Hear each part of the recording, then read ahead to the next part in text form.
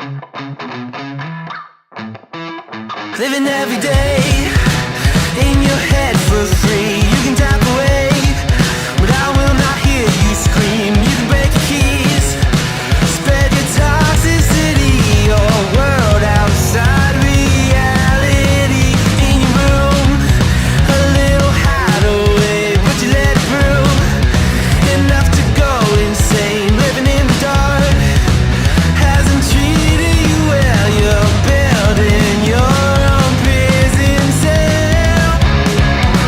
Hey, wait, don't waste it on me. Spite, life's telling you, don't waste it on me. Did I brush you off? Is it your lack of friends? We never met, even if you pretend. Am I in your debt? I don't know you nothing. Don't say something you'll regret.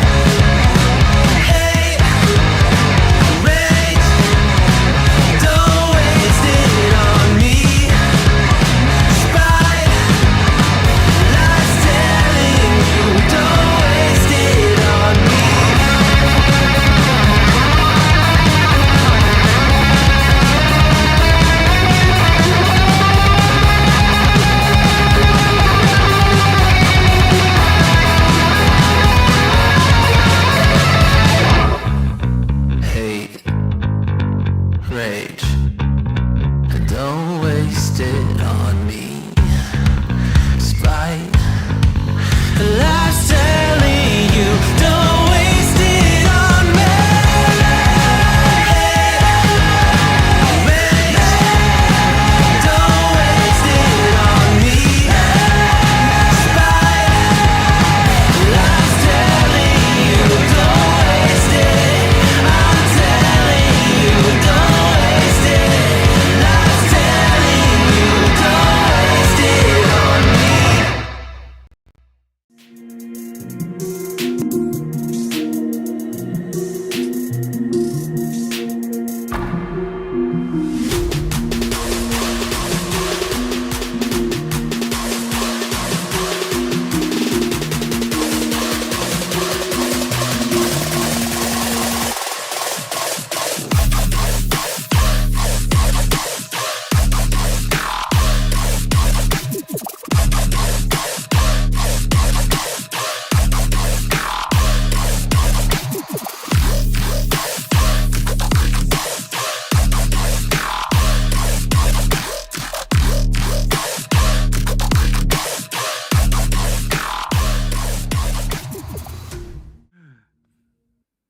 Good evening, all. Welcome to the new episode of the Midweek Mix-Up and our last before going to Gamescom next week. And of course, we had to celebrate that with none other than Hold the Line King David. How are you doing today, sir? What you been up to? What have you been playing? I'm doing fantastic. Been playing Revenant 2. I call it The Last of Us Light, but mixed with a little bit of Dark Souls magic. That game is ridiculous. It's gorgeous, though. If anybody played the Revenant 1 and felt that it was inconsistent in its performance, this game isn't that. This game is beautiful. Its performance is stellar. The stories is always engaging. I think the models themselves in the world themselves, the textures have went up a notch.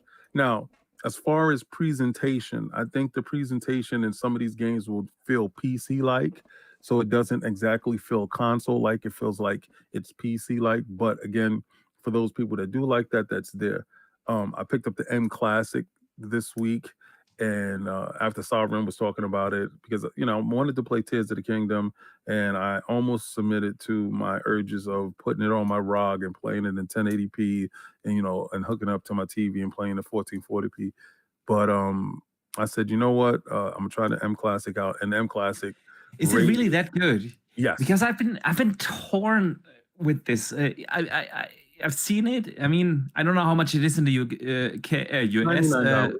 Okay, it's a little bit more expensive over here. You have to pay like 130 euros, which is Okay. 140 US dollars. And I was like, I'm not sure. Is it They have- really? They have something called the 4K Pro. Mm-hmm. Now, okay, so here's the difference between the M Classic and the 4K Pro. The 4K Pro removes anti-aliasing, right? Yeah. And it's a little bit sharper. The image is, but you will also see the jaggies. With the M Classic, the image is better than the native image, but they smooth out those edges. So Okay. it's a happy medium for me, right? I don't want to see Nintendo games looking a little bit jagged, right?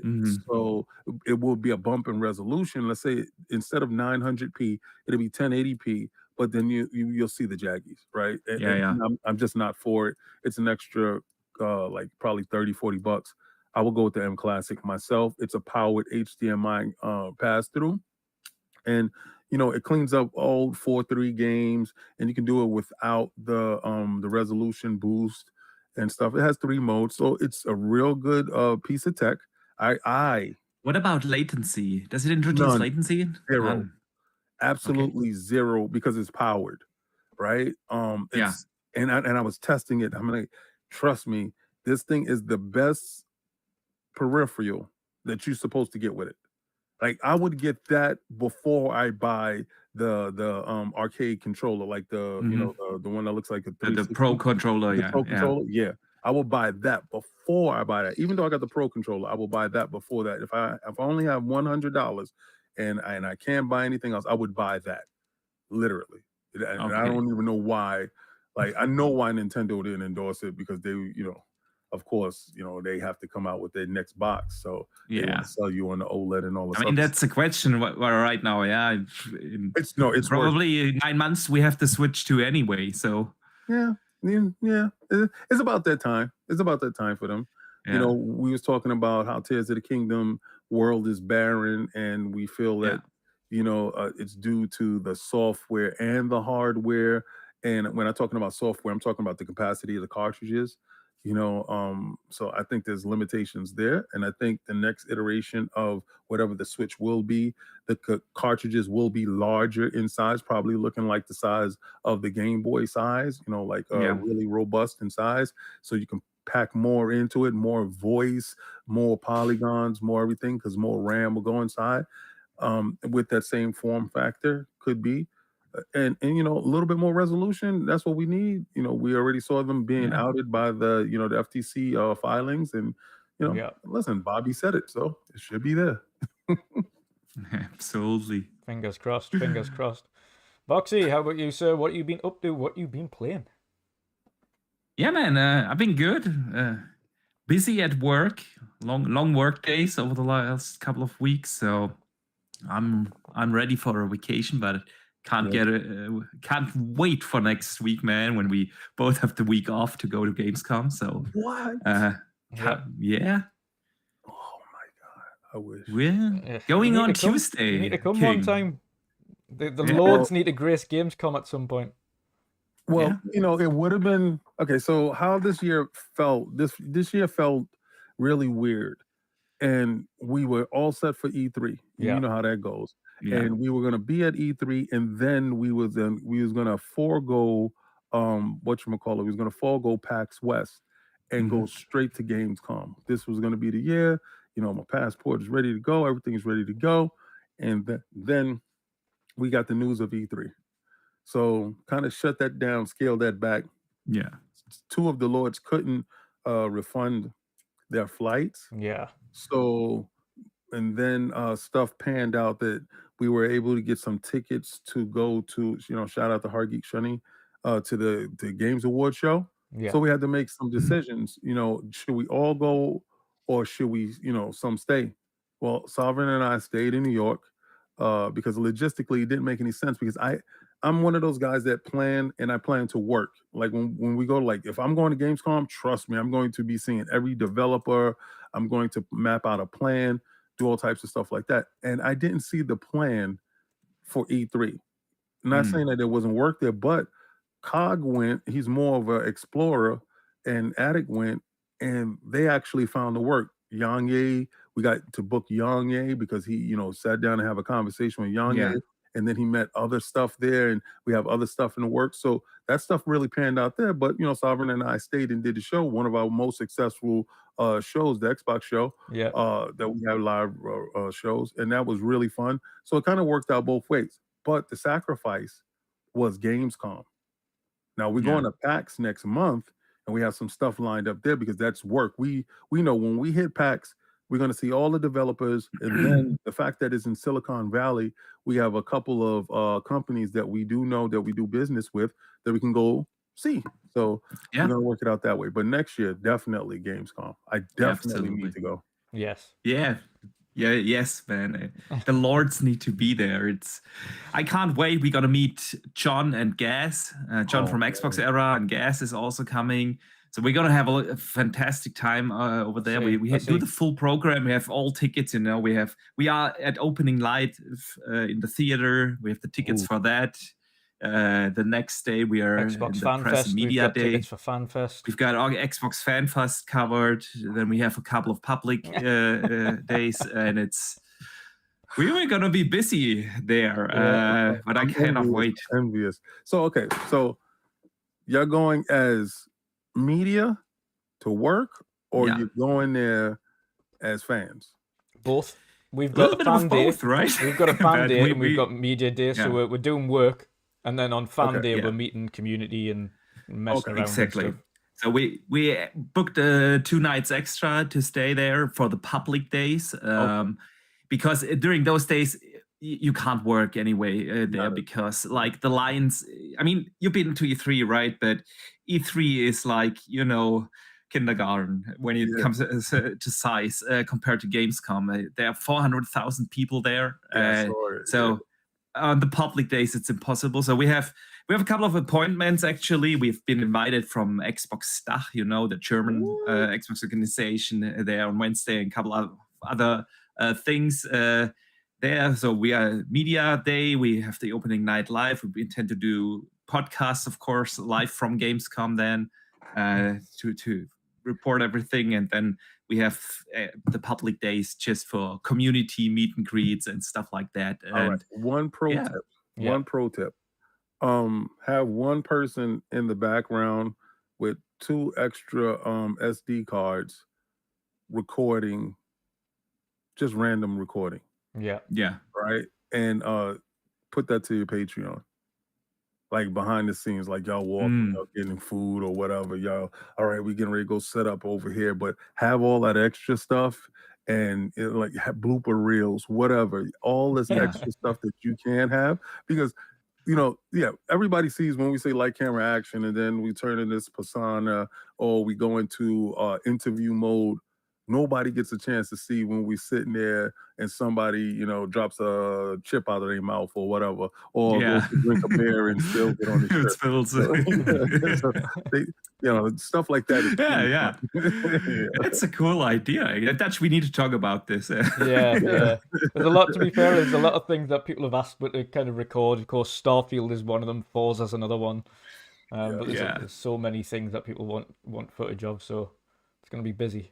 Gonna be super busy. Absolutely. Starfield is close. It's very close. Unfortunately, it's not playable there. But hey, I've said, when you guys, I've seen the Iron Lord podcast when you guys talked about that. I was in the chat and was like, people complain about Starfield not being playable there, but seriously, if you think about it, these demos at these events are 10 minutes, 15 max. Yeah. What could you possibly let people play in 10 minutes that is at least to some degree representative of the game? There's no chance. So a theater presentation makes simply more sense. Yeah. So, but hey, we have a rare visitor these days. Yeah. A new challenger. What's up, guys? How's it going, Pat? How's it going? Yeah, we're just diving into Gamescom chatter, talking about what we're going to be covering. I know you're going to be wanting to see a few things. We'll probably see, in fact, we'll definitely see Call of Duty, so I know you'll be buzzing about that. Yeah. Xbox first party game. Yeah. So So that's what we're expecting, you Nowadays. see, King, because we want to bring that up, actually, because obviously we know the deadline for the UK CMA is 31st. Mhm. Do you see this closing just in time for Gamescom so that they can get that announcement, make that even bigger? Because it's the biggest That'd be one that they've done. crazy. It'll be crazy. Hopefully that happens. I've been wrong on a couple of predictions when it came to this thing, and I underestimated Nina Khan, Alina Khan, whatever Khan. I underestimated her tenacity to try to squeeze every dollar that we spend to nothingness. Yeah. I underestimated her hunger for attention.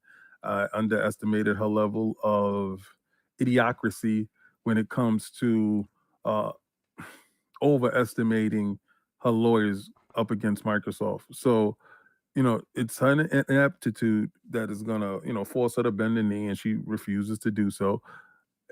But the CMA, they're working on a resolution and something that, and from what I'm hearing, the divestiture is not in the mix. Surprisingly. Yep. That's kind of crazy, but good, right? So maybe they go the route of the EU, they save face, everybody gets paid, and then they move on to the next, and the FTC has to litigate in court, and it is what it is, and the deal gets through. And hopefully at Gamescom, Phil comes out, rings the bell, and tells you, hey, the deal is done, we signed, everything is a go, and Call of Duty, you see a whole SWAT team come out, Call of Duty is a thing. I mean, do it up, do it as big as you possibly can, because they never That take. would be so huge because we all know that gameplay is going to be on opening night live, Yes, right?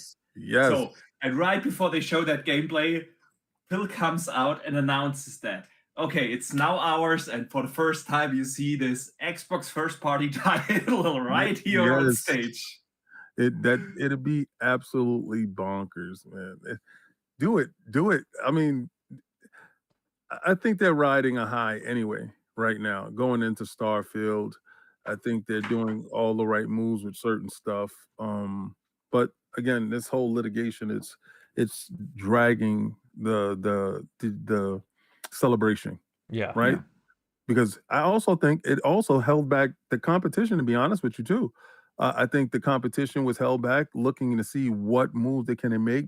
Well, is the deal going to be done? If it's not, because if it's blocked, then we do have this. And I think it hurt them as much as it hurt Microsoft.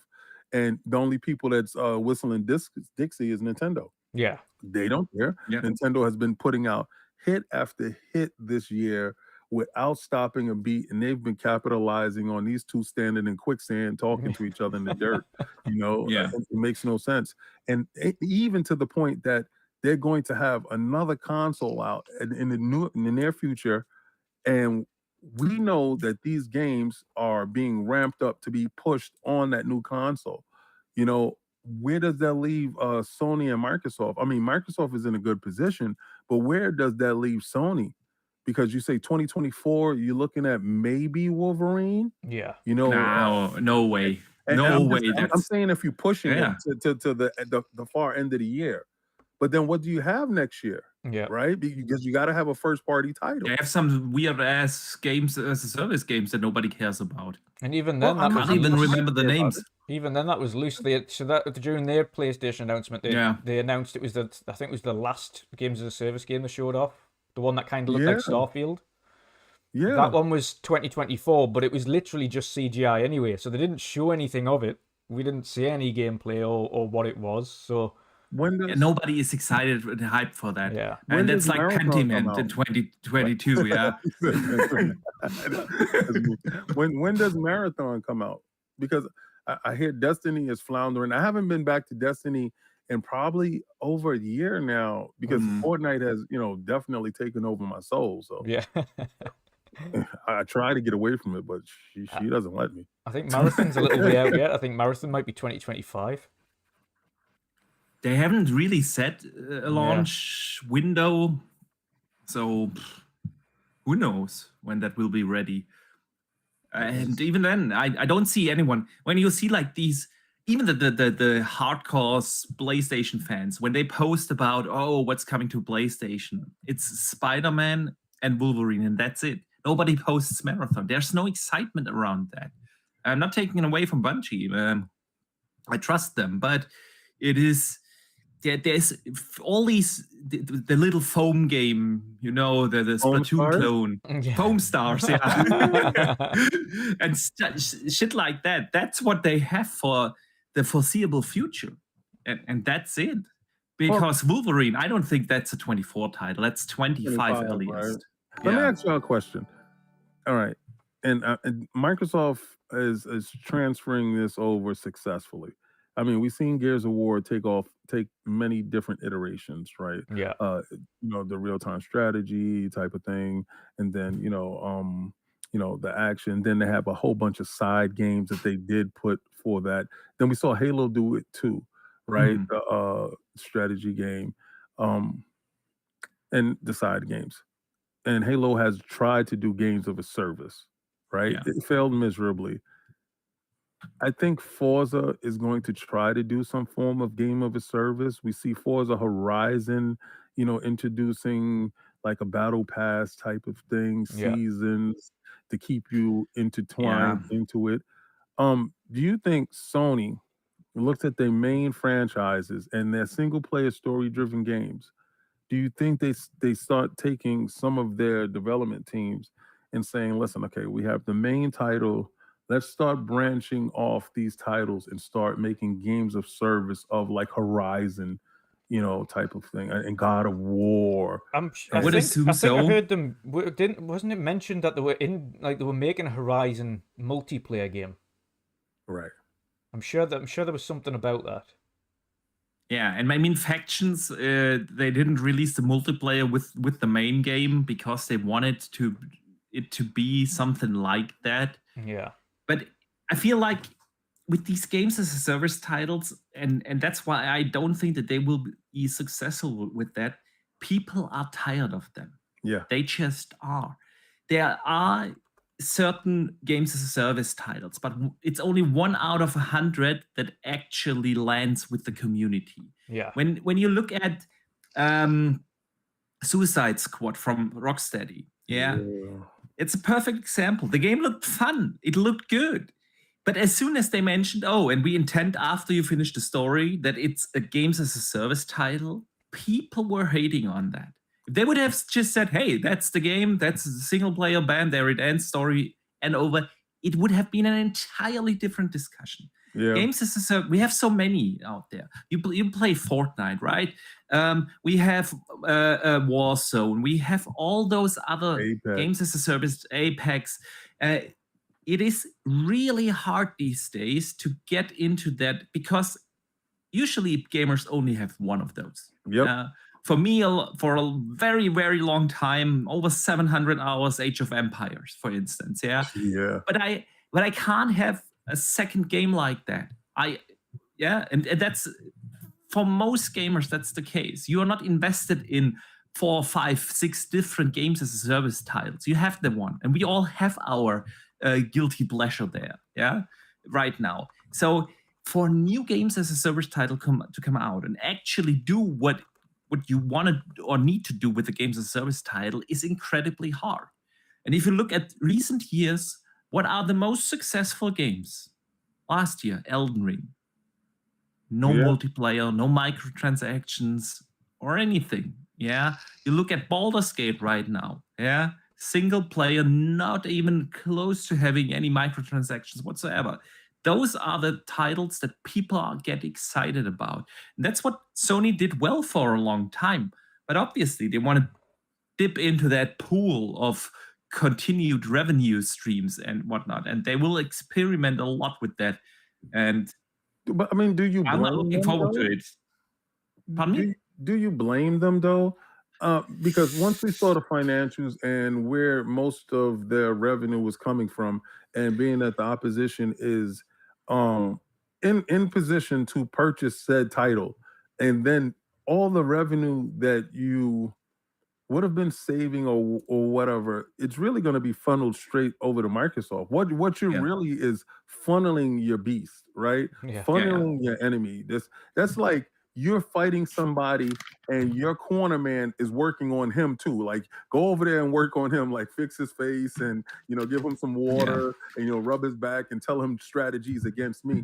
So they're in a bad position where they need one of these games of service to be viable, because if they don't, and this is the doom and gloom scenario. I already said it wasn't going to be a PlayStation 6. I already said that, but because I know it's going to be a Nintendo, because Nintendo really doesn't care. They beat to their own drum, right? They're always going to be successful. Yeah. They remove themselves from the competition situation. They're still a viable entity, but they remove themselves. Sony needs to have a continuous revenue stream, something to hit, because one and dones is just not getting it. And especially if you look at the purchase ratio to install base, the purchase ratio to install base is like 2% per game. And that's not good. Yeah. I totally agree. I mean, I can't blame them for trying that. Right. What I blame them is that they leave the part way that made them successful in the first place. I wouldn't mind if they would just continue to try to get their feet into games as a service, if they would also support me with the things that I actually enjoyed about PlayStation, which are the Last of Us and the Uncharted and the Spider-Mans and whatnot. Yeah, those are the things that I actually do enjoy about PlayStation. I don't buy a PlayStation to play Foam Stars. I just don't. It might be fun. Who knows? Who knows? We'll never know, because I can't play day and date. And that's where your continued revenue stream comes in. And there are other things you can do in this day and age to generate a continued revenue stream. Yeah. And if we talk about competition, your competition does it. They have continued revenue stream. They don't have they just purchased the biggest game in the world, right? Be honest with you. Yeah. But even without that, if you look at their continued games like Sea of Thieves, and stuff. Yes, there are microtransactions in there, no doubt. But the thing that is that people just play those games because they are available. But I'm not going to pay full price for Foam Star, and then it is a microtransaction riddled mess. It has to be free to play. Yeah, it has to be. Every games as a service needs a free access option. Yes. Yeah. What I was aiming at is, if you want to generate a continued revenue stream, there are other ways too. You can do that. Make your PlayStation Plus subscription simply more attractive. Just do that. Yeah. Then I will be happy if I get day and dates for Spider-Mans and Wolverine and whatnot. Then I will be happy to subscribe. Right now, numbers are declining over there. It is actually that bad that they decided to stop reporting those numbers. They've always been like, oh, we have 40 million subscribers and stuff, and they decided to stop reporting on those numbers. Yeah, and why is that? Is it because it's successful? Can't be good. Cannot be good at all. Well, you've got to think as well. It's all about kind of the relative comparison. So when you're talking about how many subscribers Xbox have to Game Pass in comparison to consoles sold, then the relative comparison is that almost half of people on Xbox have Game Pass, if not more. Yeah. And the relative comparison for PlayStation is that not even a quarter of those on PlayStation have PlayStation Plus. Exactly. But that's to this fault. And let me explain why. Yeah. The reason why that is like that, for a long period of time, Sony was giving you their online multiplayer for free. Yep. Yes. They didn't have the barrier of entry. Microsoft has groomed the Microsoft gamer to play for the games of gold that you would have Xbox Online. They have groomed you to know that there's an additional cost for playing on the Xbox platform. That's why it was more appealing to be on the Sony platform. because a lot of people was like, I don't have to pay anything. I'm on and that's it, and that's good, right? Good. That for a long time until they switched that, right? Okay, cool. They switched it. Half the people said, "Oh, I'm not going to do that," and the other half was like, I'm in." You divided your fan base right there. Microsoft fan base initially knows from the gate, games are gold. I'm in. Okay, because when you're talking to your friend, all right, what do you need? That's the first thing that they say. All right, yo, go get the game. Yo, don't forget to subscribe. Yo, don't forget to get your online. And you're like, why I gotta pay for online? Yo, you want to get games of gold? They give you 3 free games a month. Oh, okay, cool. 3 free games a month. All right, so it pays for itself. Now with Game Pass, you're like, oh, okay, it's all cut up in there. Game Pass really speaks to itself, and they're like, you don't even have to buy first party games, bro. They in the Game Pass. You're like, what? Are you serious? So the game, the Xbox gamer is conditioned to the online multiplayer world. The PlayStation gamer is conditioned to single player story driven games. Now trying to convert that fan base over to what the Microsoft is doing is going to be hell in a handbasket. And they do not want to give up the revenue of the single player game because they know their fan base. Their fan base will still not even go for it. Yeah. Well, the one thing that's always messed that's the it thing up, because they don't make it look like it's a win-win situation. Yeah. Right. See, this is what Microsoft does. Right? When I'm happy to pay them for Game Pass, I'm because I feel I get a win out of this. It's not that I have the feeling I pay for something that I should be getting for free. Yeah. When I was subscribed to only Gold and was able to play for free online on PC, well, and on PlayStation they switched it, but it wasn't like that. But with Game Pass, it's an obvious win-win situation. You don't have that feeling on the PlayStation side. You get some games in there eventually, maybe not even all. You don't really know when. After a year, sometimes after I'd say 2, if you want to be PlayStation's- part of the conversation of a game, you have to buy it. It doesn't feel like a win-win situation. And if they want to generate continued revenue stream, to bring it back to the original argument, hey, try to make this subscription service of yours a win for gamers, and then you will have your continued revenue stream. the PlayStation They Plus, I refuse would to do say, that. I would say on PlayStation Plus front, and Pat can see it now because it's the only benefit to PlayStation Plus right now are for people who haven't played a PlayStation in a very long time, or something like that. So Pat's now getting to experience PlayStation Plus because he's got a PlayStation from his friend, so he can go and play Spider-Man for the first time because he hasn't played that yet. He's playing Spider-Man Miles Morales. How is it, man? How do you like it? I'm hooked, guys. I'm hooked. The game is so cool. Like Dutch also said, I always said that I wanted to play Spider-Man that much, and luckily I was able to borrow my friend's PS4. So yeah, I took PS Plus Extra where I can download Miles Morales. But Boxenberg and the other guy said you need to play Spider-Man first, the first Spider-Man. So I was like, okay. So Forza Erwin, he sent me a message. He said, yeah, you can pick it up if you want. So went to his house Sunday, and he gave me also The Last of Us 1 and 2. So I'm gonna play those 2 games as well.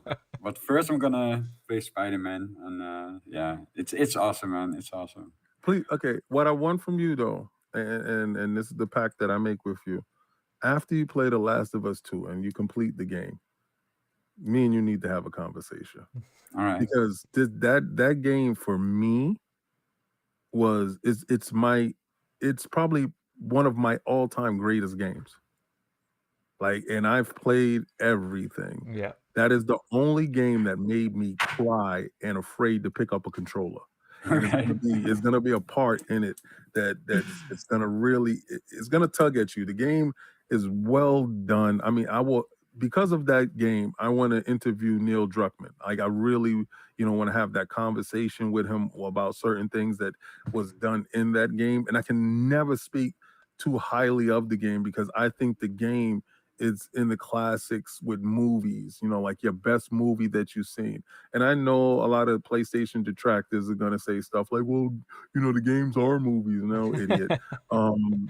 But it's just the fact that I think that was the most completely emotionally driven game and story driven game. Like they're complete. Like if they had an absolute apex, and I think that's the apex. Now a lot of people don't like the game, and I think those people that didn't like the game didn't like certain elements that was in the game, and I think that speaks to more of their preference of how they Yeah. see the world opposed to the world that Neil Druckmann, created. So I live and breathe between controller strokes in the world of video games. Like if I'm playing Tears of the Kingdom, I live in between that moment where Link is looking for Zelda, right? The story that's in there. I live between Mario trying to find his brother who's lost in the mansion. I live in between those lines. So a lot of people like to take the real world and try to apply it to games, and I try not to. I just try to live in the game opposed to worry about what the outside world is doing. Yeah. I think I cannot agree more with what you're saying, man. Because the story that I in right now with Spider-Man, I got really got Yeah. sucked into the game. It's How crazy. far are you? I defeated Martin Lee now. Yeah. And I think I'm. He's captured now, so that's the last part I played so All right, far. So do you plan on getting any of the DLC? I would say yes. I'm in Probably, that yeah. game. Yes, yes, because it's a storyline that is so crazy, so mature. Yeah. I love the game that is because it's mature and it's unapologetically mature. This is a mature Spider-Man title. It doesn't cater to child, whims, and the DLC leans heavier into that aspect. Like, oh my God, he's really dealing with real life stuff here. And it has a lot to do with relationship, family. So I cannot wait for you to finish that wonderful journey. That was my game of the year. That was the 2018 Spider-Man. Chef's kiss. Game of the year for me. Absolutely. Nice. See, Nice, Kratos took it for me. I'm looking forward to him playing God of War for the first time and God of War Ragnarok. Oh my God, yeah. Yep. Yeah. He's got a lot to becoming catch up great on. Stepdaddy. It's good. Yeah, man, it's crazy. It's crazy the amount of games that, because I was chatting also with Dutch and the other Yeah. guys, of course, in the private chat on Twitter. And I also said to them, I was like, what the hell, man? Look how many games you have on PlayStation that I've never played before. Yeah. I was so excited, I can download God of War, I can get Miles Morales and Uncharted as well. I think Uncharted is great. Hertog Finn told me that Uncharted is also a really good game. Yeah. But first, I'm gonna focus on Spider-Man, play Miles Morales, and then after that, I'm gonna play The Last of Us 1 and 2. Whew. So I A cannot wait, beautiful man. romp. It's always beautiful when a PlayStation gamer gets the chance to play the best of Xbox and an Xbox gamer gets the chance to play the best of PlayStation. It's always great. I mean, because like a fan of gaming, you really get the chance to see the smile on his face. Look at his eyes. His eyes are smiling. That is beautiful, man. Absolutely. And I also said to the guys, it's been such a long time that I enjoyed a free roaming game, because you can free roam in the whole city and stuff. And it's been such a long time that I enjoyed a game like that. Yep. I think the last one is I think GTA or maybe Red Dead Redemption, but it's been a while since I played that. So yeah, I'm enjoying it with 1,000%. And I cannot wait to jump in. So mine was Infamous Second Son. It's really more about the traversal of the main character, right? And the fact that Spider-Man is able to reach point A to point B without touching the floor really quickly. And that gives you a different level of traversal, right? And then you're able to swoop down to floor level.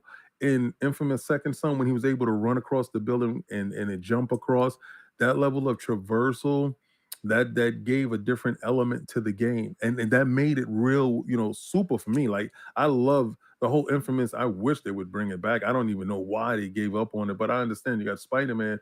You don't want to have two Ghost. titles in They've the same Ghost. thing. No, yeah.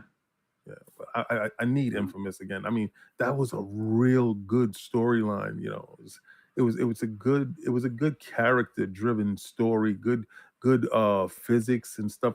The game it made you feel powerful. And when you Yeah. unlock the new power, and like he'll come crashing down on the military that was down at the bottom. Oh, that game is so great. I love that game too, man. Grab some quick super chat before we continue. Of course, shout out to Fantosa, who upgraded his membership to Mix Up Valkyrie, our highest rank there. And then he gave us a 17-month member chat there. He said, shout out to the awesome panel and chat. Starfield has gone gold. Gold the line. That's why I got on the gold today, guys. Yes. He said, I'll be with you in spirit at Gamescom, hoping next year I'll be able to tag along with the rest of the crew. Absolutely. Yeah. Absolutely. Yeah. Shout out to BMG for a 199 super chat there. He says, hold the line, of course. Shout out to David there again. And next up is Jax82. He says, I have PlayStation 499 super chat, so thanks for that. He says, I have PlayStation Plus Essential plan and see no reason to upgrade, more invested into Game Pass and has better value. I've got to agree. I'm on Extra. I see no value in Premium. I don't think there is any benefit to Premium. Zero. Game trials? You don't want game trials. I mean, I have it because of my son. It's $120 a year. Yeah. I'm like, whatever. Like, Yeah. I said, I wanted to support them to the maximum in hopes that changes something. I know it might not, but the gamer in me hopes that they do date and they decide to put value into the service. Yeah. He followed that up quickly as well with another $4.99 super chat. He said, on the Essential plan, I got Destiny 2 and Alan Wake remastered, so I'm good.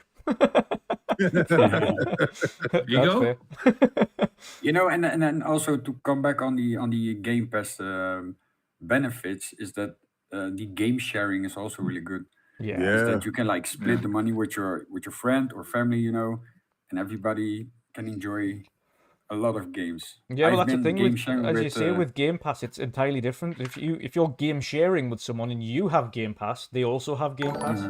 That's not the same with PlayStation Plus, where you literally can't share that thing. It's just, okay, well, you can share the online portion, kind of, and you can kind of share games, but they have to be in the same territory as you. Well, it's really talks to the philosophy of the console. Yeah. Right? The Microsoft console is made with multiplayer interaction, games for everyone in mind. Yeah. The PlayStation isn't made that way. Yeah. Right? And it's like an afterthought. So a lot of things that will happen to it will be an afterthought. This is where you have to, when you're going forward, your team, you have to get rid of the old team. Me personally, like, I know Sean Layden was, the spearhead when it came to creativity and everything like that, but it would have to been a whole purge of the old regime. Everyone will have to go because the mindset going forward will have to be a new mindset, right? It can't have the old dogma there. We can't have the old thought process there. It would have to be a whole brand new thought process where everything from the ground up fundamentally is thought about encompassing the multiplayer aspect of the box. Yeah. And Mark Cerny, even when you look at the SSD was thought in the thought process of speeding up for the single player. It wasn't like let's open up the IO bus to have a bigger robust interaction for online download and upload. That wasn't the thought process. The thought process was how much textures and everything that we can get through the through pipe back and forth to the console to tell you a better story for a single player game. And fundamentally, that box wasn't, the variable rates in the box, the fact that it wasn't locked down, it told you if we're using too much power here, it would take from here. That doesn't work with Microsoft. Microsoft needed stable numbers in order to get that across because the games that they're doing, the games of service, the fact that they're going to have a robust online, that stuff needs to be locked in and solid. So fundamentally, the machine isn't made like that. So that's where the philosophy problems is. And once you purge the old and get a whole new squad, it will definitely change. So that's why I don't think it'll be a PlayStation 6, because I still believe that they're going into meetings with the old regime versus the new regime. And when they start losing, because right now they're backtracking, trying to figure out, okay, let's get our games of service going. But what's suffering? Your single player story driven games is suffering. This is what You're keeps hurting your the actual feel. fan base. Right. What made you great? Yeah. So you come with a show, and your show reflects it. Like Yeah. your show reflects the chaos that's inside the building, and you try to present new ideas, and they would be accepting the new ideas if you showed them a glimpse of the old. You didn't. You didn't show any glimpse of the old. You showed them Spider-Man that they knew would be there already. And then you thought that Square would hold that position. Well, Phil is really cozy with Square right now, buddy boy. And I think honestly, when this acquisition of ABK goes through, and regardless of what anybody else says, Square is next. Sega's after. But I think Square is the bigger blow opposed to that. It'd certainly be I think they interesting. take I that would off. agree. Yes. I would agree. As much as Sega has to offer, especially when it comes to classic IPs, Yes.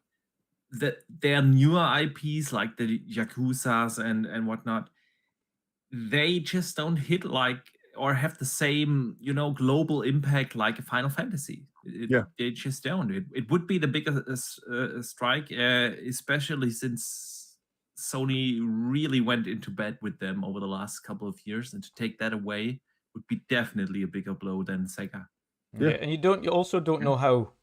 I think Final Fantasy would have it's strange to say this, but I think Final Fantasy would have a little bit of a softer blow these days on the Asian market than losing a Yakuza to Xbox would. I think losing a Yakuza or a Persona or things like that to specifically Xbox, I think the brand outlook in Asia would be significantly different for Xbox then, and I don't know if that's negative, like positive or negative. I think losing a Final Fantasy, which has been much more westernized recently, I think to the Asian market wouldn't be such a big deal anymore.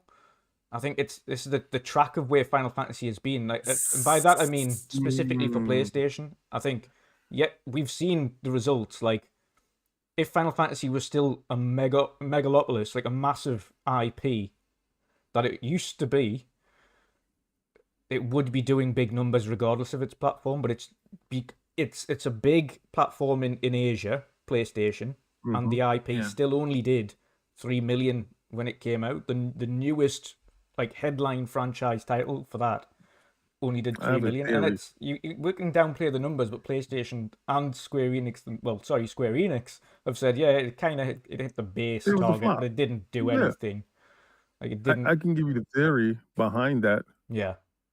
When Jim Ryan removed the home base from Japan and put it in Europe, he hurt the brand, right? Because he saw the shift or the dips in the numbers or whatever it was, and I guess that's maybe because they wasn't making localized games that catered to the Japanese audience, and it was making more westernized games. And remember, at this time, Square is in bed with him, so I think the reflection of the westernizing of Final Fantasy is more in line with due to where the home base is. The home base is in Europe. This is where you get the most pushback when it comes to the FTC and the CMA and the EU and everybody. They're fighting for the European base, to be honest with you, because that's where Sony is at their strongest. They're not at their strongest in Japan. So when you align yourself with that company, your games are going to start to be more westernized. I think if Microsoft was to buy Square, I think they would be able to go back to their roots, because Microsoft is trying to make inroads in Japan. They really care about that audience, because no CEO in Microsoft history, in Xbox history, has been able to go to Japan and be successful, right? So the fact that they're funneling everything towards that avenue into getting more of that and getting localized games and getting studios that are in Japan, I think that would bring a resurgence to Square if they're able to cater to their fan base and make the games that are Local fan traditionally base. theirs. Yeah, that's what we Yeah, were the- saying the this the other thing day is- with regards to Baldur's Gate as well. We were talking about traditional gameplay and why they should stick to what got them there in the first place. And Baldur's Gate hasn't strayed away from what made them great. They've emphasized on it, and it's come out regardless of what people think about turn-based games. It has been a mega success. It's one of the highest played games on PC, like ever. It's up there in I think the top 10 of one of the most like highest peak player counts. Top 5 now. Yeah. Top 5. There we go. And that's a turn-based RPG. And Final Fantasy has went the opposite. It's lost its way. Granted, its 15 was still okay. 7 remake was cool. And 16, granted, those who have played it have liked it and really enjoyed it, but it's not a traditional Final Fantasy game. And I keep hearing the original creator say, well, Final Fantasy is X, Y, and Z, but you need to listen to your fan base. Like, what Final Fantasy was is not what Final Fantasy is now. It is entirely different, and that's why I think they've seen a massive slowdown in reception of what Final Fantasy is.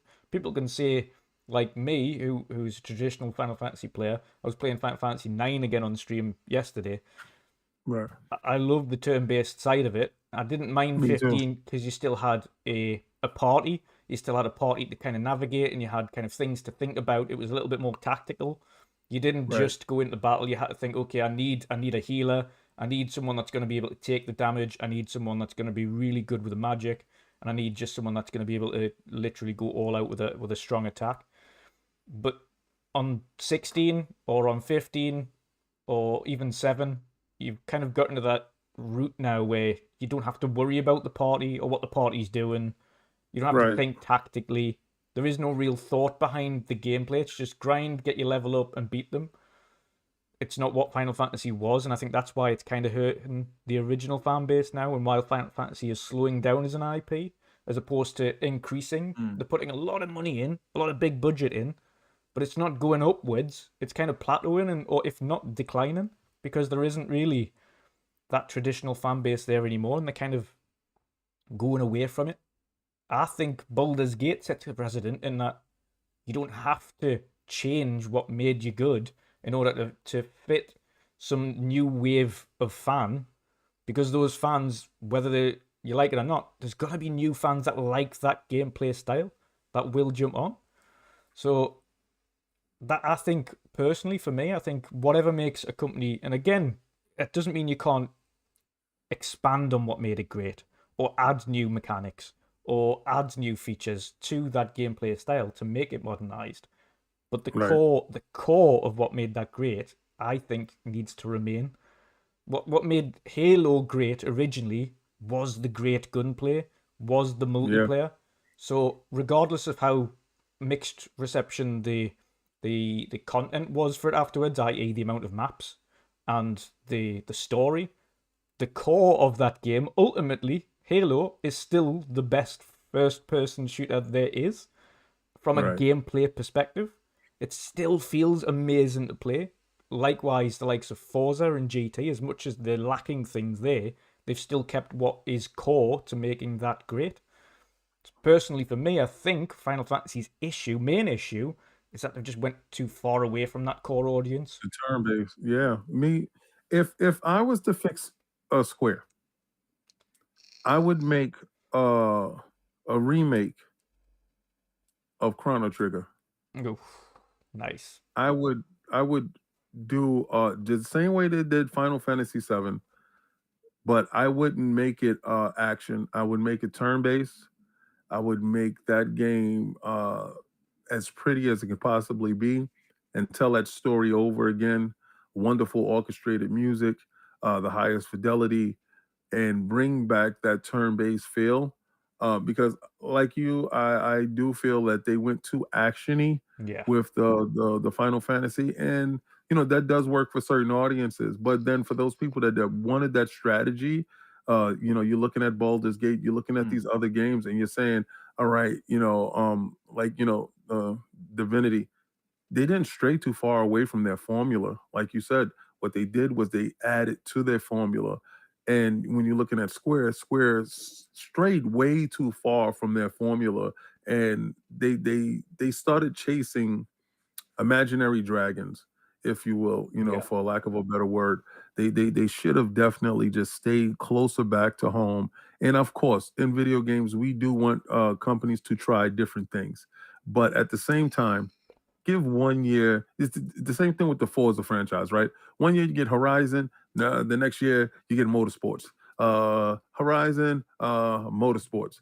All right, so you flexed your arms here, you did all this stuff over here, but you kept it racing completely here. Give us a turn-based Final Fantasy. Yeah. Give us a story in that world, or give us a Chrono Trigger series where, all right, Chrono Trigger will stay turn-based. Final Fantasy will always branch off, and then start building up 2 franchises that can stand equally inside your house, instead of just having one locked away to the ether. Let's release it. Let's get to it. And I believe they do have the developers that's inside the house to make that game, make people stand up and come right back to it. Well, you have to have a look at Sega actually and what they did, because if you have a look at the Yakuza franchise and the Judgment franchise, what they opted to do in the end was they saw both of these. They released Yakuza Like a Dragon as turn-based, Judgment as action, and they went, Right. you know what, Like a Dragon did really well as turn-based, so the next Yakuza games are going to be turn-based because it works.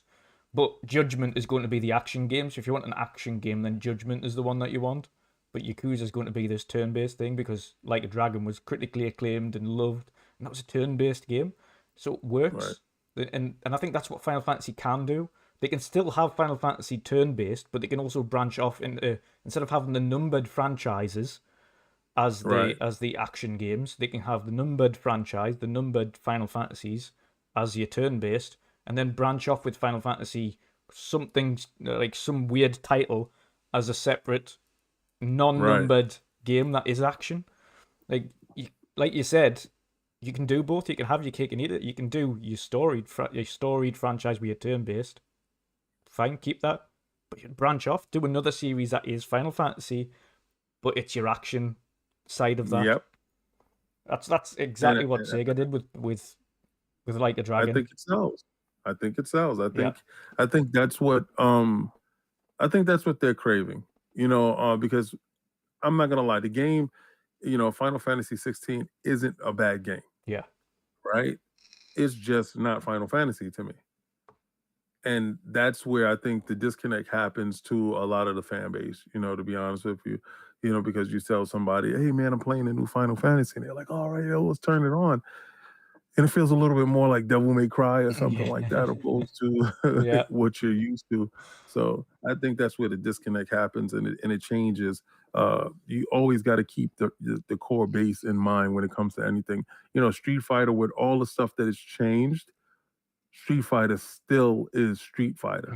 Like, you still put on Street Fighter, and they have always changed the rev engine or something, combos, the way that you do it, simplistic. They've done so many different things, but at the fundamental core, is it Street Fighter? And I believe the same will ring true for the new Tekken 8, and the same thing will ring true for the Mortal Kombat 1 that's about to release. We have a real good fighting year too, to be honest with you. This, gamers, I think we're eating high on the hog. Oh yeah, and we've got Killer Instinct coming out too. We've got the Killer Instinct upgrade coming out for free. Yep.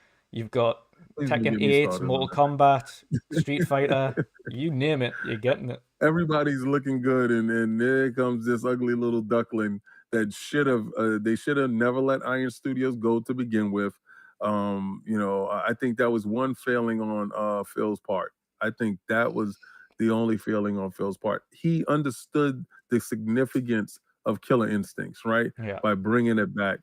You didn't value Iron Studios enough to keep them in-house and have them only work on Killer Instinct. If you did that, then that game would be exactly where Street Fighter is and Mortal Kombat is. Probably not that well revered as far as memory goes, Yeah. but in the same in Evo. I mean, they still play it in Evo. Yeah. But I mean, to have that next game, the Killer Instinct, 2, to have that game there, 1440p, 60 frames per second, 120 frames per second mode with updated graphics of backgrounds and stories, good gameplay. Change it up, mix it up. Don't rely on the same old stuff. And I think that's fundamentally where he fell. Only there. I mean, everything else he's been doing really well, and I would have never let Iron Galaxies get away. Never, not one day. Yeah. It's good to see them back, though. It's good to see them back and judging by Yeah, their they had no postings. choice. Amazon ain't looking too good in these streets right now. It's good to see. It's good to see, but and obviously judging by their postings, they're making the next one, so it looks like Killer Instinct 2 is probably in the works. So let's see. It's, Yeah, that E3 gonna be crazy. yeah. Because then he's gonna shut me up, right? Okay, King, shut up. There you go. There's your Killer Instinct 2. All right. Thanks, Phil. Thanks. Oh dear me. Quick shout out as well to new channel member Paul Drew, who's become a mix-up berserker. Welcome, sir. Thank you for the support. But yes, of course, next week is the big one, and there's a lot of companies, bar one, of course, Sony, but everybody else is turning up. We've got everybody turning up for Gamescom next week, and of course, just beforehand, we've got the news, as we expected, the Starfield going gold. One of the biggest, most anticipated games of the year. I think everybody is super excited for it. I've got the premium edition pre-ordered. I know Boxy's got the premium edition waiting for. I don't know about Pat. I think he might be waiting. But yeah, but I got it pre-installed from Gamepass. nice. Yeah, I got the Game Pass edition. I went and got the controller and I got the headset. I'm good. Yeah, I got the controller as well. So yeah, the headset is super dope. Yeah. The headset is super dope. Yeah. I like the little touches they put on these things. Good. Like, I wish they did little touches like the sound touches for the controller when it connects or something like that. But the headset has cool sound touches when you mute the mic or when you turn the mic on for the first time. It's in like its own custom noises, like they did with the consoles.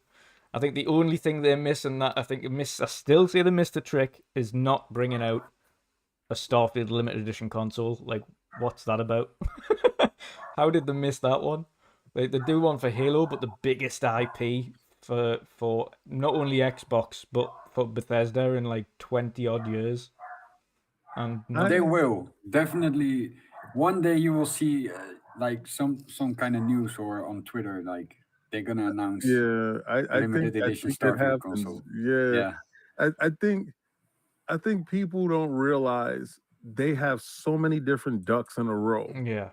Right? And okay, so they go gold now. Week before launch console.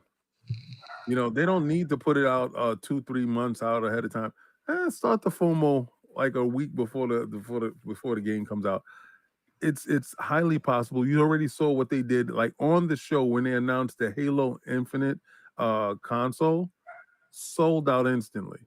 I was trying while we was on the show. If you go back to that show, I was trying to purchase one right there on the show.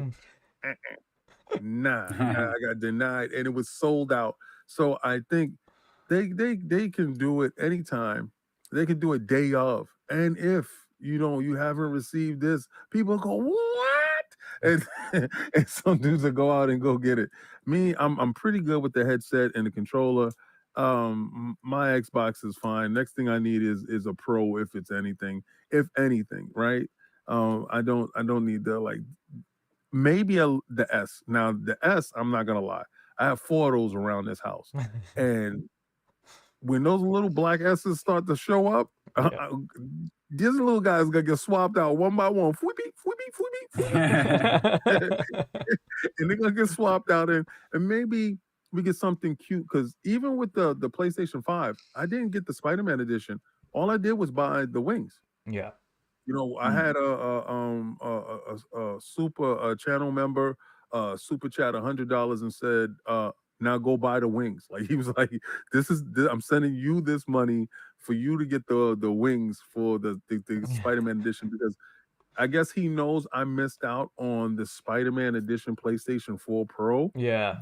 And that one made me, oh man, I wanted to cry so bad because that was the best looking console. I still got my Gears of War 360, right? And that was It's a beauty. best one. Oh my god! Oh yeah. I'll The never get lens rid of sound it. when you eject the disc. Oh, Love it. Love it. Had it. That thing is the best. I had that. I had the Call of Duty, and I had the Star Wars. I only kept the Gears of War because I thought the Gears of War was incredible. That Spider-Man one, I know that's a beautiful console. Now, if they do a little S with, I don't know, you might get a Call of Duty S. You know, we might get a lot of different things with the S. I think they could play more with the S than they would play with the X. Pause. I think there's so many different things that they can do with that little console. Yeah. That definitely be versatile. It's just a cute little console. Yeah. They should I got a little ideas, right? They should make, and you see, if you look at our channel, we make Little Man. I mean, you know, I can paint anything you want on these consoles, King. You should see that by now. Like, I've done a lot of these designs. I want them to put little hands and little feet on it, right? and it looks like a little standing, like a little toy, like and it's just standing there. Yeah.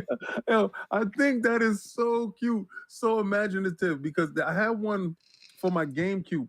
Made it look like a Pac-Man. Yeah. Right. It was so cute. I mean, and I got it from like some Japanese store, and I saw it online. I'm pretty sure they probably do got it. But, you know, I think that's cute. I mean, dress up with the consoles. Go to somebody's house and just be like, what the hell is that? That's my Series S. He's so cute. Well, that's the thing as well. Like, I did the Starfield Series S for Stu. He's posted the link in the chat there as well. The Starfield Series X for him the other day, and that was primarily because, again, Xbox are so this generation, they're really slow on the limited edition consoles. They did the Halo one because Halo was a big launch. How much you sell yours for?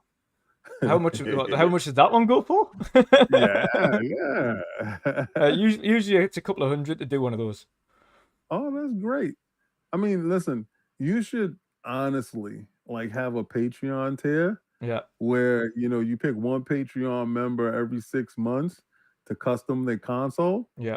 I think your Patreon will go through the damn roof. Like, literally go through the roof, because I see your work, and your work, oh my God. It is absolutely the best. It is absolutely the best, man. So thank you. Yeah, I think you should get that so you can get me into your Patreon. And I will stick around till I win, right? Yeah. After I win, I'm out. But I will stick around till I win. No, I love creating them. They take a while. Obviously, they take a while. It takes, depending on the design, anything between 1 and 2 weeks per console, but it's well worth it. Especially, I like the reactions afterwards more than anything else. I thought he was gonna say 6 months. Listen, I wait for a statue for 5 years. I forgot I paid for a project. Listen, 5 years. 5 years. I gave this guy over $600, right? And I forgot. And he texts me, and good thing he's a good guy. Right? He texts me and he goes, I'm just checking to see if your address and everything is still the same. I'm like, what the hell? I'm like, yeah, what address do you have? And then he sends me the address. I'm like, yeah, everything is good. Custom statue shows up a week later, and I'm like, oh, I forgot I paid for it. I mean, the work is incredible, but you said a week or two. You're a genius. I don't know why that's not a Patreon tier. I honestly, listen, man.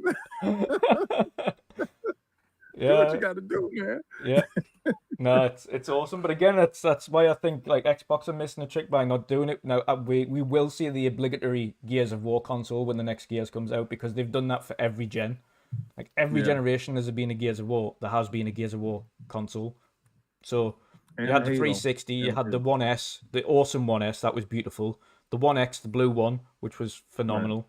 And I created a separate one for that as well with a giant stick out omen and the red eyes and things.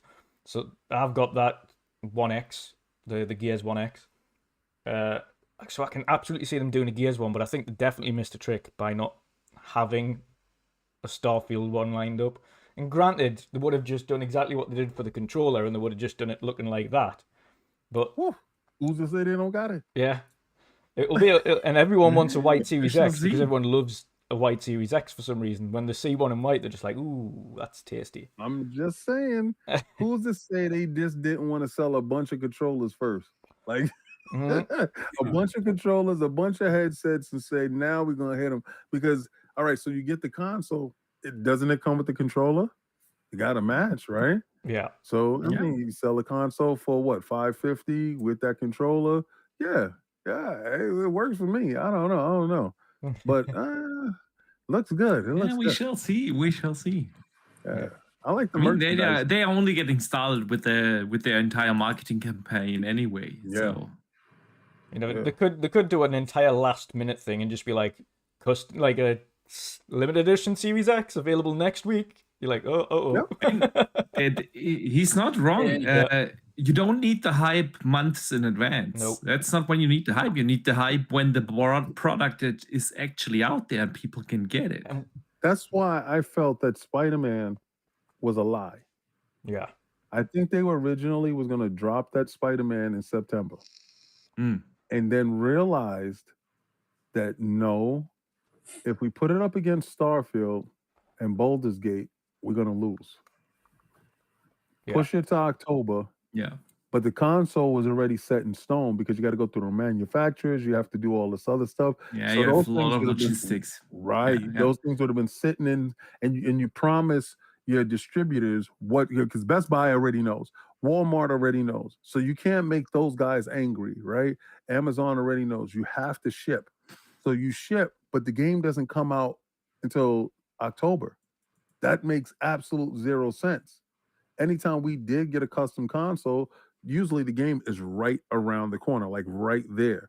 Yeah. So, and I don't know. I just think that was something fishy with that. And I think they're gonna launch the console probably like a week or two and tell you, hey, it comes out next week. And if you do have early access, surprise, you'll be playing it with this custom console. Yeah. And it's, what it is? It's they'll sell out anyway. As you said, you couldn't get your hands on a Halo one. I managed to get one, not for me because I've already got a Series X, but I got one for a buddy. He was like, I need a Series X. Like, can you order one for us? So I ordered one, but he didn't realize I'd ordered him the Halo limited edition. He just thought I'd got the regular one, and then I just surprised him with the Halo limited edition version. Oh, that's a dope, buddy. That's a dope, buddy, boy.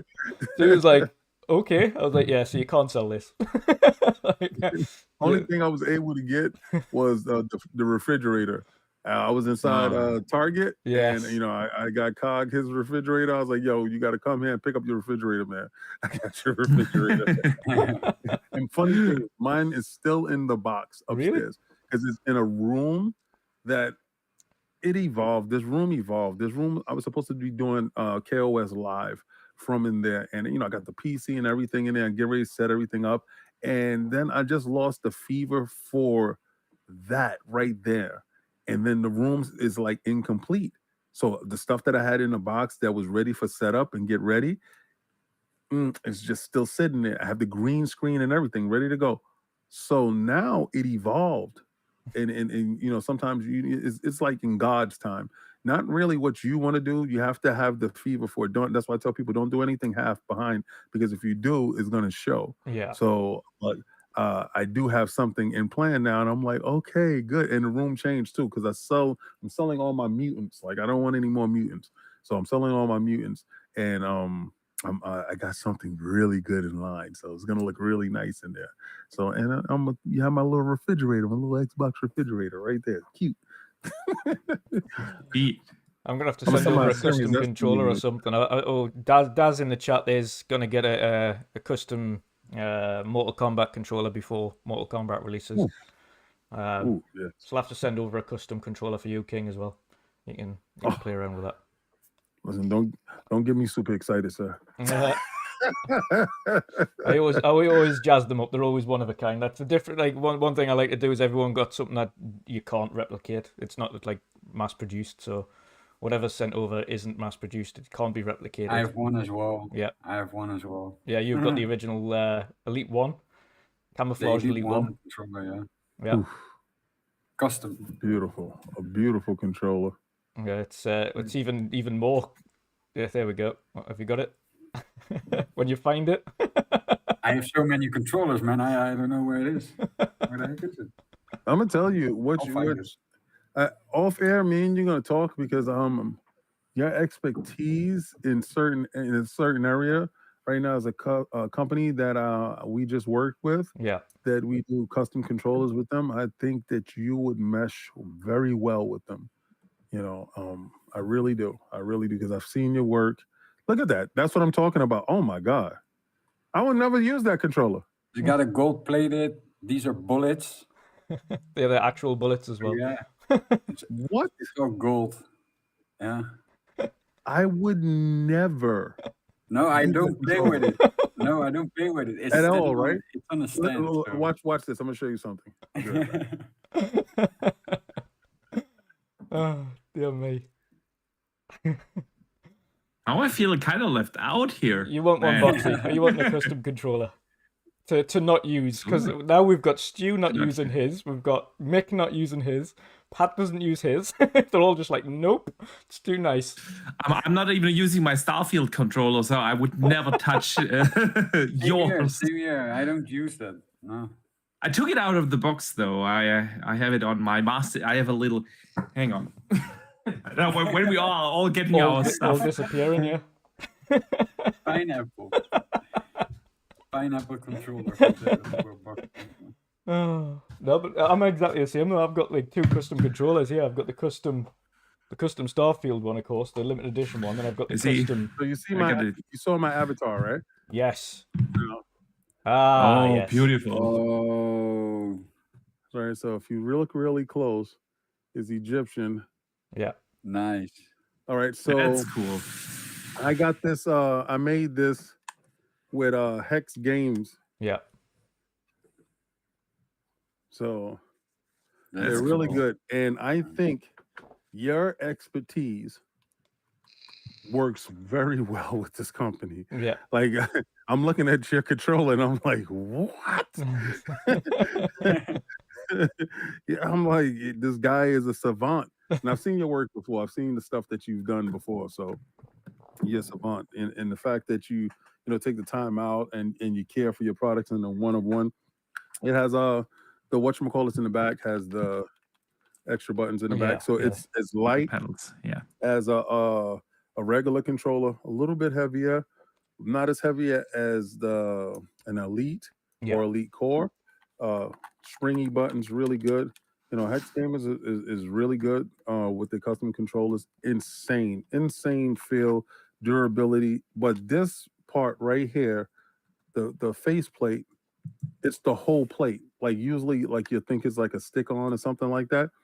It's not, and you're able to customize every last aspect of the controller. Insane stuff. So when I seen yours, I'm like, this guy gets it. Like you get it all Yeah. the way down to the fundamental cores of the controller. So yeah, man, you're a savant, bro. You're incredible. But what incredible you work. don't see on that controller, that's only when you turn it on, is when the Xbox logo on the controller is like lighting up, Right. you can actually see like small gears inside them. What? Yeah, man. Yeah. See, so that's the- what I'm talking about, man. Eh, Custom Patreon tier. Come on. Yeah. You have like 2,000 people tomorrow on your Patreon. Yeah, get me that custom controller or custom console. Yeah, absolutely. What? Like every 6 months you announce the new person? What? Stick around, baby. Yeah, yeah. No, it's all. I love doing them though. Love doing them, but that's why I want.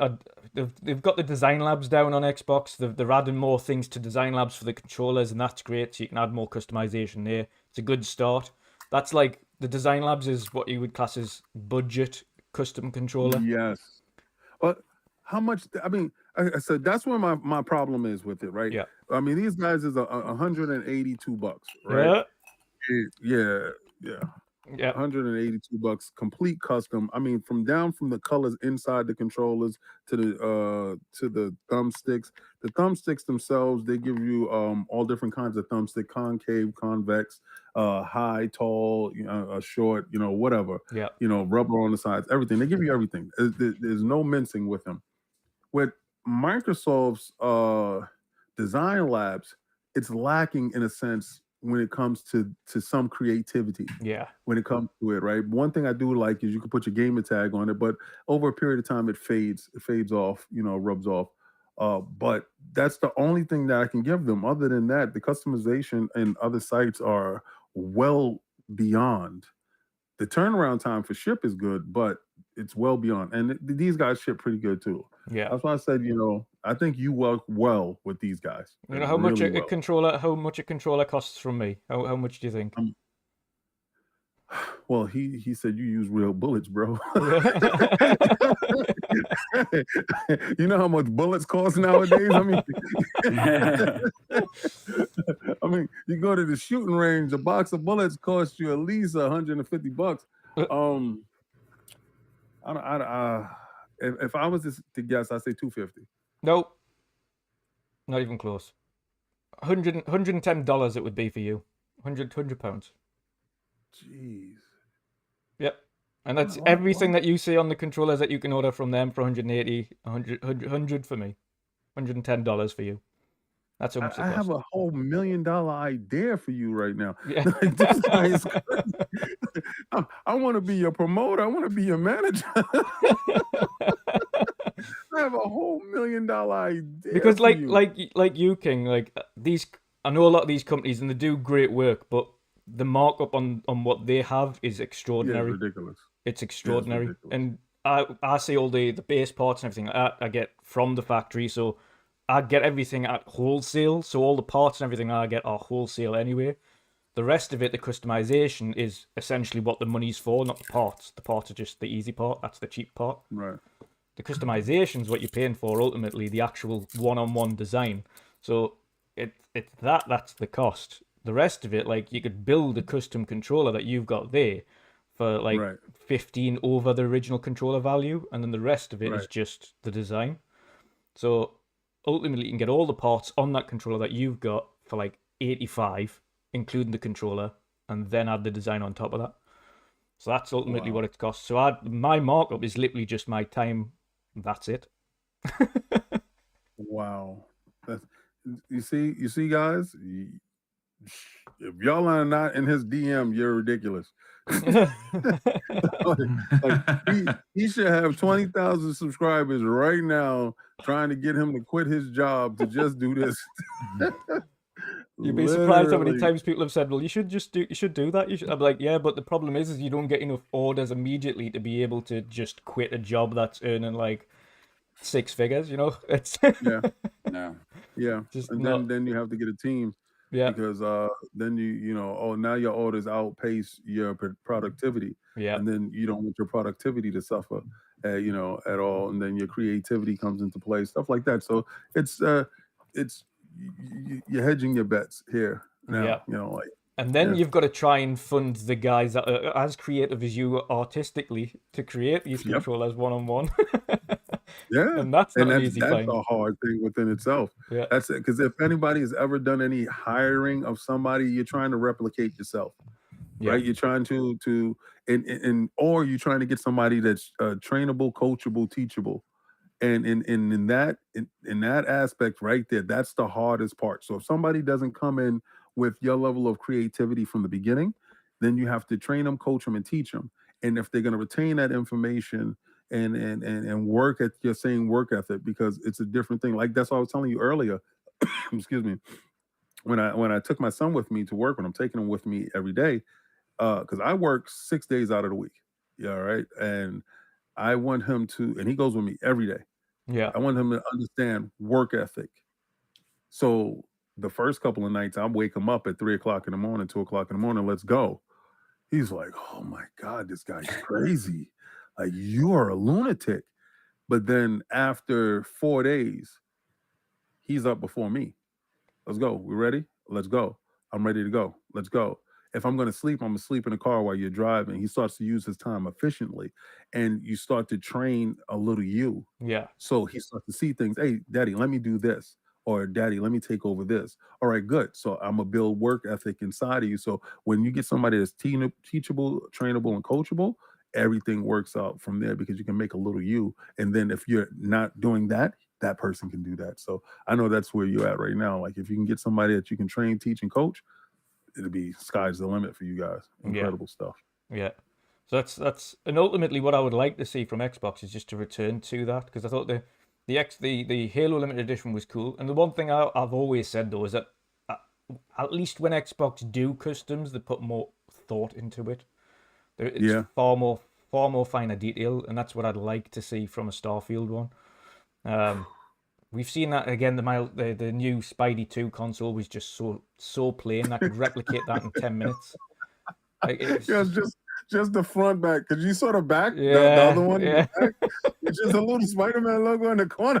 I was like, my God. Like, what I like about Xbox is the sounds. Yes. So maybe that's the reason why we haven't heard Starfield. Yeah. Right? Because when I put on a headset and I press the button, you know, it starts up like you're in a spaceship. It sounds really good. Then when you're powering off, it sounds like your jets is cooling down. It's the best headset that I've purchased yet so far from my Xbox, right? So maybe there's some custom sounds that's in the console that they don't want anybody to hear yet, you know, and it's like a total surprise right before they announce what the custom console is. Because didn't they do like a Forza one that was for Pride Month or something like that? It was a multicolored they've got it's the Forza, the one with the Porsche. Right, the Porsche. They went they went with Porsche that month. Yeah, so they haven't even done a Forza one yet. So maybe the Forza one is coming soon too. You never know. Yeah. It will definitely be a controller for Forza. Yeah, absolutely a controller for Forza. Yeah. I'll be right there, boy. Yeah. 100%. Speaking of Starfield though, chaps, what's the hype level on it? King, what's your hype level on Starfield? It's not long ago now. It's a matter of weeks. I'm on 20 billion right now. I'm on 20 billion right now. I'm on. You have no idea how absolutely crazy I am. I wasn't this hyped for the game. To be honest with you, like in the beginning, you know, people talking. I'm like, I don't even know what it is. Like, how am I getting any hype? Or what is it? Fallout in space? Whatever. Right? I don't care. I'm gonna play the game as in Gamepass. Right? As this thing is getting closer, as like today we're at gold. Yeah. I am like beyond, right? For some stupid reason, I have no idea. And I'm starting to see the commercials, and I think they did it on purpose to start building that FOMO like at least 2 to 3 weeks out. And when it reaches a fever pitch is when you're at the movie theater and you're going crazy looking at whatever else they show you new, and then the game releases 2 days later, and you're just like in front of you, and you call out sick, you know? Yeah. Yeah, that's me. Yeah, absolutely. Boxy, where's your hype level sitting at? Yeah, you know where that is. I'm feeling the FOMO already because I'm not in the country when the game actually releases in early access. So I was excited to see preload starts tomorrow because I have my ally ready, for that. But then I learned that literally on the day that we leave for Italy, the PC download preload starts because it does not start tomorrow. It starts on 30th, and it is the day we leave. And I cannot, for the sake of it, download 120 gigs on that crappy ass Wi-Fi of the camping site that we go to. There's no way that this will work. So. Damn it. But man, I'm super excited. They had actually a fantastic Q&A earlier in their Discord. A lot of cool news came out of that. The game is going to be absolutely epic. And man, we are going for 2 weeks on vacation. And do they really have to bring out that game like literally the day after we leave? It's... It is what it is. I'll be thinking of you, Boxy, when I'm playing Starfield and you're in the comment site. I would. Yeah. I'm I will gonna be be at PAX fine. West. I won't be able to Oh. play the game because we're gonna be at PAX. You'll be at Oh PAX. no! If we would stay in the country, I could download it via my mobile, but not this way. Not this way in Italy. It's like I'm looking forward to the vacation. I really do, with the wife and kids going camping, but it is literally the worst timing. I'll still take my ally with me and have other stuff to play. So Yeah, I'm gonna take. I'll be good. You'll be on Baldur's Gate still, playing one of the 17,000 Probably.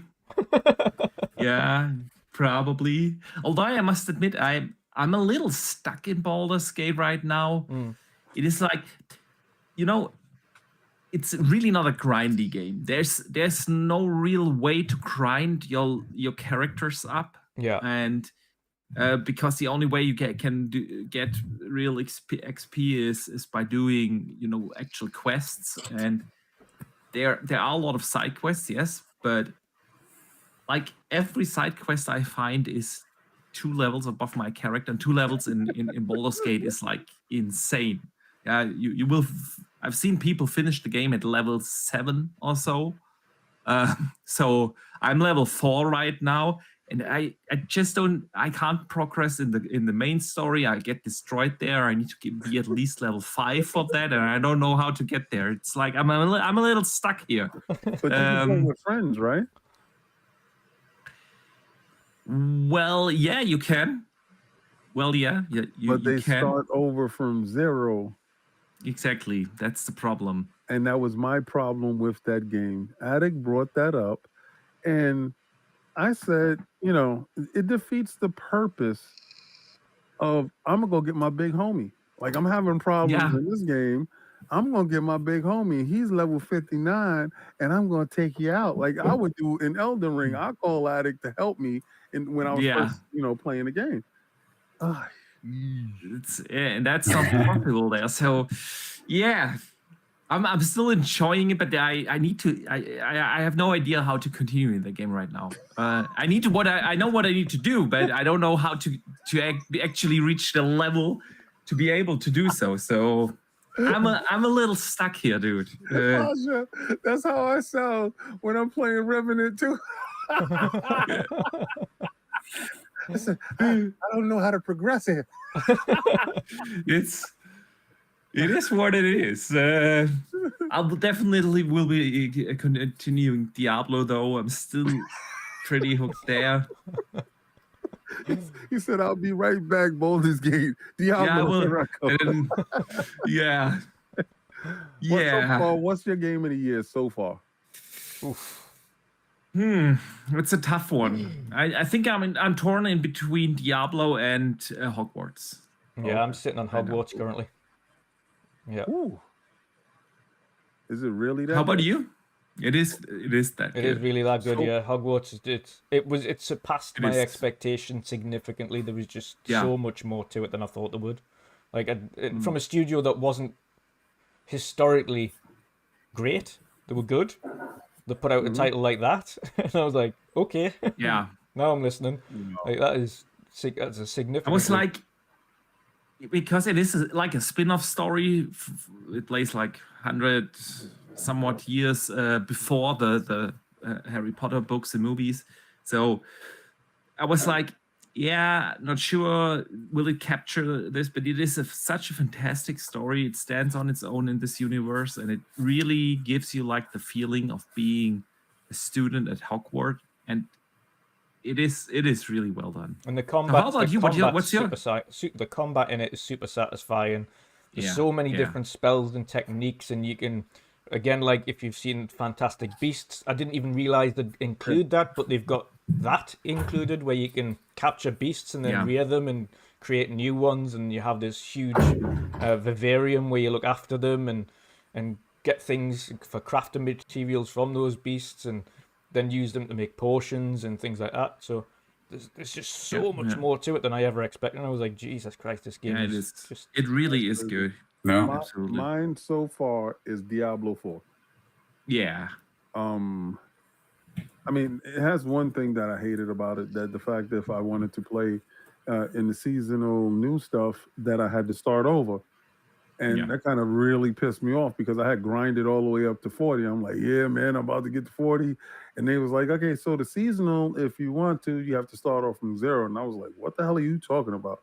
You mean to tell me I can't take my beastie character all the way over to the next? That kind of irritates the hell out of me. All right, but I understand it's to elongate the game artificially, right? To have you start off by 0, to keep you locked into whatever little seasonal thing that they're doing as a form of a season pass, game of a service, blah blah blah, buy this stuff. But aesthetically, now from what I've been playing with Diablo, I've been playing Diablo since Diablo, and aesthetically, this game caters to the minor minutia of the world that you love, right? The lycanthropes look like real werewolf type characters. The customization in the clothing, like the mix and matching, it looks ridiculous. The spell casting, because I'm a necromancer, and all the stuff that's on the screen when you fighting bosses, the stories that go along with the stuff. Lilith is a monster, and the fact that maybe she's not the bad guy, right? So you've been trained to understand that she is the bad guy, but what if her side is right? And what she's trying to do is not bring about the apocalypse or whatever. But that's the part of the story where I'm at, and it's the story is amazing. The game is amazing. It's really good.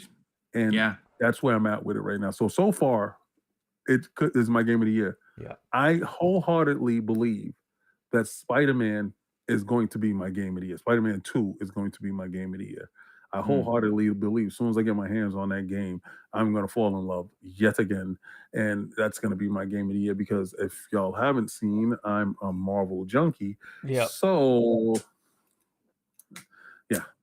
Yeah, that's fair. That's fair. And you love the story on it. Spider-Man is definitely going to be an awesome game, and I cannot wait.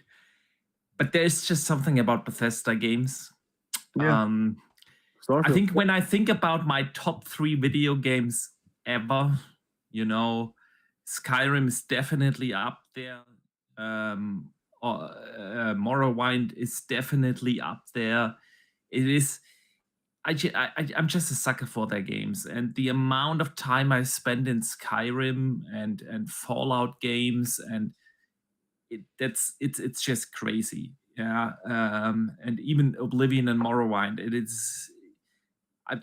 I'm a sucker for those games, and everything about Starfield looks like the Bethesda game I always wanted, and so there's a pretty good chance that this is going to be my game of the year at the very end. But I'm with you. Diablo is absolutely fantastic. I'm so hooked. It is. Diablo 3, I really did enjoy that. It was gameplay-wise, especially towards the end of its lifetime, it was absolutely fantastic. There were still things like the graphic art style when it came out 13, 14 years ago. They went for this World of Warcraft-y look, like stylized comic-y look. That just doesn't fit to a Diablo game. In this one, it has the best story of any of the Diablo games today. Yeah. It is, for the first time, they nailed storytelling in a Diablo game. I really like what they did with the shared world, that you have like this oval map where you have like public events and you can join the world boss here and there, and then just go off into this next dungeons and be on your own. I also really like what they did to the Paragon system. It is so much deeper than the one they had in 2 and 3. It really feels like you can make a character that is uniquely yours. Absolutely. And I even do enjoy the season more. I was playing Diablo 3 like crazy. Right. The first 30 seasons or so, absolutely. But this is better. This is just better because they have this additional story content. Yes, it kind of sucks that you can't take over your Eternal character that you put so much time in. And whenever I boot the game up, I'm still always torn which Mhm. character to load in, my eternal character, the seasonal character, but your seasonal characters will carry over. So it's not like they delete it. It will carry See, but over that's as an the problem. eternal. The problem is you start off, let's say you start off with a necromancer and you fall in Yeah. love with the moveset, and then you take your seasonal character and what I did, you do a sorcerer. And Yeah. from what I heard, they nerfed sorcerers, and that was the wrong time for me to pick a sorcerer, right? So I picked the sorcerer, and they nerfed the sorcerer. I didn't know they nerfed him. Yeah. I heard he was like beast mode in the beginning. So now, Jesus, that game looks ridiculous. So now, you're at this impasse, like you said. You turn on, you boot up the game, and you seasonal versus eternal. Yeah, Seasonal eternal. versus eternal. Yeah. Do you want to be a necromancer, but it doesn't go anywhere and it doesn't carry over, or you stuck at your seasonal character, which is a sorcerer, and that actually goes someplace. That's a good conundrum though. Yeah. Oh absolutely. my God, that game! I gotta stop watching it. I'm about to close my eyes. Pat, what about you? What's your game of the year so far? Man, that's a Spider-Man. good question. Spider-Man 1.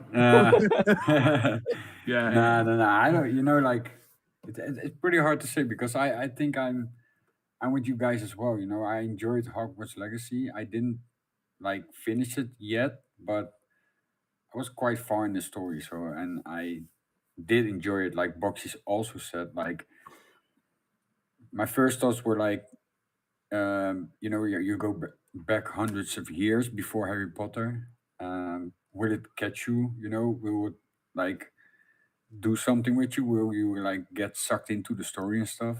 And it did, because it has some things that like reminds you of Harry Potter. Like certain kind of names or areas and that kind of stuff. So yeah, it's really interesting game, and it's really good. So I think so far for me it's also it's going to be Hogwarts, but since we are playing on the PlayStation since this weekend, Spider-Man is gonna start. Like yeah, man.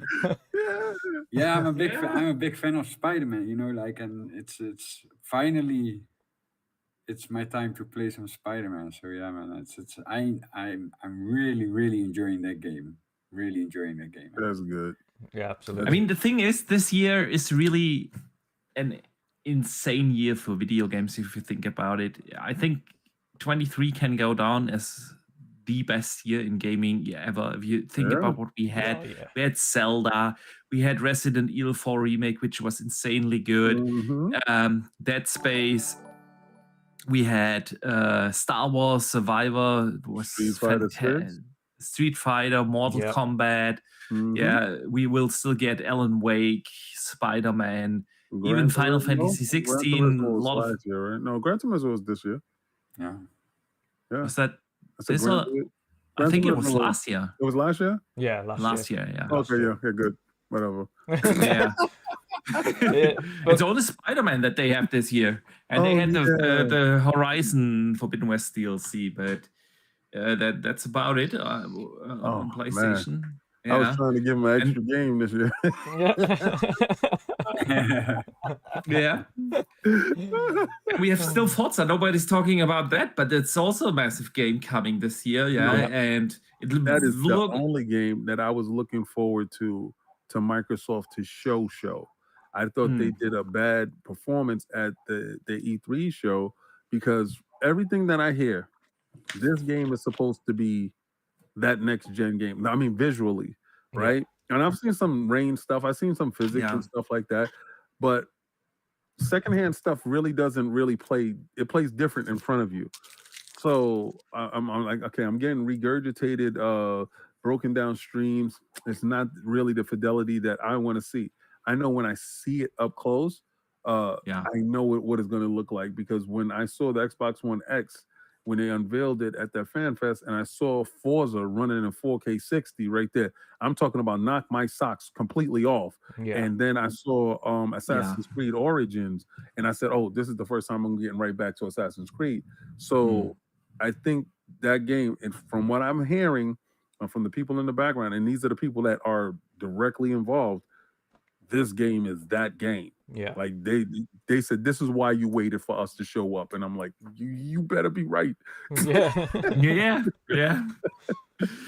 I would assume that they will do like a developer direct thing for Forza closer to launch, probably 2 weeks after Starfield or so, to not take away from that initial hype. But yeah, I would Might be before. Yeah. Oh. So yeah, that is coming. Stalker 2, by the way. Yeah. Yeah, I'm looking forward to seeing Stalker 2 at Gamescom, that's for sure. I was quite surprised that they're there, but the fact that we'll be there and be able to play it. They said it all year. We're still ready to go this year. And now we get to play it.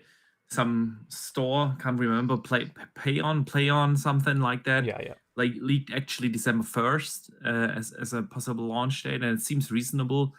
Like that's Microsoft's big Christmas game then, you know. And it's gonna be massive. And a lot of people will do underestimate what Stalker 2 actually will be. This is a gigantic game. So yeah, 23 is insane for video games. Baldur's Gate, of And you're course, even forgetting came Avatar's out. still coming out this year as well. Avatar's going to come. Call of Duty. Call of Duty. Call of Duty, Assassin's Creed Mirage. Microsoft first coming. party studio. Hey. Exactly. got Captain Price here. They So. boot up their console and it says Microsoft Studios. That's exactly what I'm expecting as well. Like Hey, if that but you know deal what the closes funny before thing is? launch, that big You know what Xbox. the funny thing is that PlayStation is the first ones that can marketer. play the beta, Yeah. Yeah.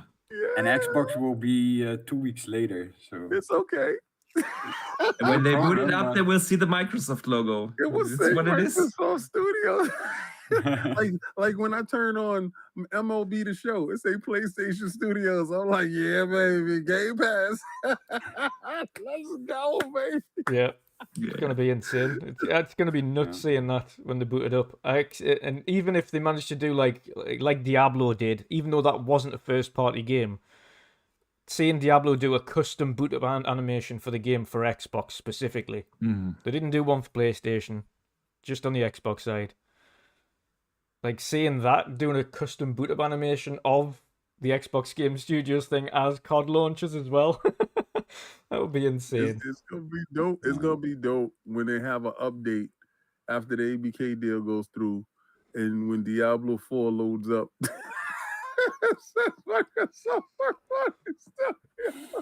they're gonna say, "Hey man, I didn't remember this thing being here."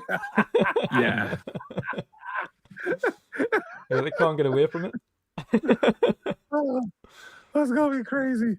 Oh, this is gonna be some fun times, man. I mean, some fun times. If you love Twitter, like I love Twitter. Oh, excuse me, X. Xbox, yeah. Xbox. It's the Xbox platform. Yeah. Elon must be an Xbox fan, bro. Yeah. You gotta be. To turn their favorite game, Twitter, into the X, and now they playing on X. Yeah, that's evil. That's evil on a whole nother level. Oh man, when billionaires get together, Bill Gates was like, "Hey man, could you do me a favor? I'm tired of these dudes on Twitter. Ooh, those Sony dudes. They like playing it. Oh, what do you want me to do? Just change the platform name to X. You serious? Yeah. All right." Okie doke. And the next day you went to log in because I went to update my app and I couldn't find Twitter. I'm like, what the hell? I can't find Twitter. It said X Corp. What the hell is this? I said, oh snap, he did do it. I said, I thought I was dreaming this. I said, this guy crazy. I said, it's dope. This is the best year ever. My trollism is at an all new high. Speaking of which, there was a one for you, a super chat for you, King David. It's from Pyromod, £2 super chat. He says, sorry I'm late. Hodor! King David. What's going on, brother? Oh man, this game looks really, really, really good. doesn't it? And remember, this is still an older build that they're Yeah. showing. All Yeah. right, so the build that went today, they got gold today, is the final build of the game that is shipping out. Right? Don't think that they weren't just doing up tweets to the resolution, making sure that everything was stable up until the last minute. And then they finally get to go ahead. I don't know what the final resolution is going to be on console. I know the final frame rate is still at 30. I don't know if that's due to constraints on whatever, but I do think at some period of time that would be lifted Yeah. when they start to get a hold of all. It will the take about 2 days before the first mod comes out that will let you play this at 60 FPS. What? Yeah. Oh yeah. The mods, They the got mod it community will be planned able to already? patch that like immediately. Yeah. Like it took the modders on when Series X came out, it took them an hour to bring out a mod that let you play Skyrim at 60. Took Bethesda 2 years to do it, or 1.5 years. Yeah. I would immediately find his IP address, go straight to his house, And hire and the guy. you are working for us now. Like Yeah. Yeah. this is not a joke. This is not a game. Yeah. Like, Ma. Yeah. He says, sorry, I'm late. The good thing about it is being a mod as well is being able. It's completely and utterly optional, so it won't break the game for Series S users because you can literally be in the store, and on the modding store you can just set it for specifically Series X, and you can only download for Series X. So it wouldn't be something that would break it. They could just go Series X can handle it, so we're bringing out a 60 FPS mod. Boom, there you go. Yeah. And all it is just a literal tweak of the coding, a little tweak that says, okay, the cap is now not 30, the cap is now 60. And that's it, done. That's all it is. It's like such Yeah. That's crazy. yeah. It's just a small tweak of that line in the code that says we've set this cap at 30. The cap of this game is 30, and they just change that and say the cap is 60. And the game recognizes that's the cap, and that's it. Done. Yeah. That is crazy. The game looks phenomenal. Yeah. But guys, I don't know if you're gonna continue, but Yes. I'm gonna hop off for Okay. Tired. Spider-Man. All good. now. No. I'm going to bed, man. I had a really long Oh day. yeah, I forgot it's late night for you guys.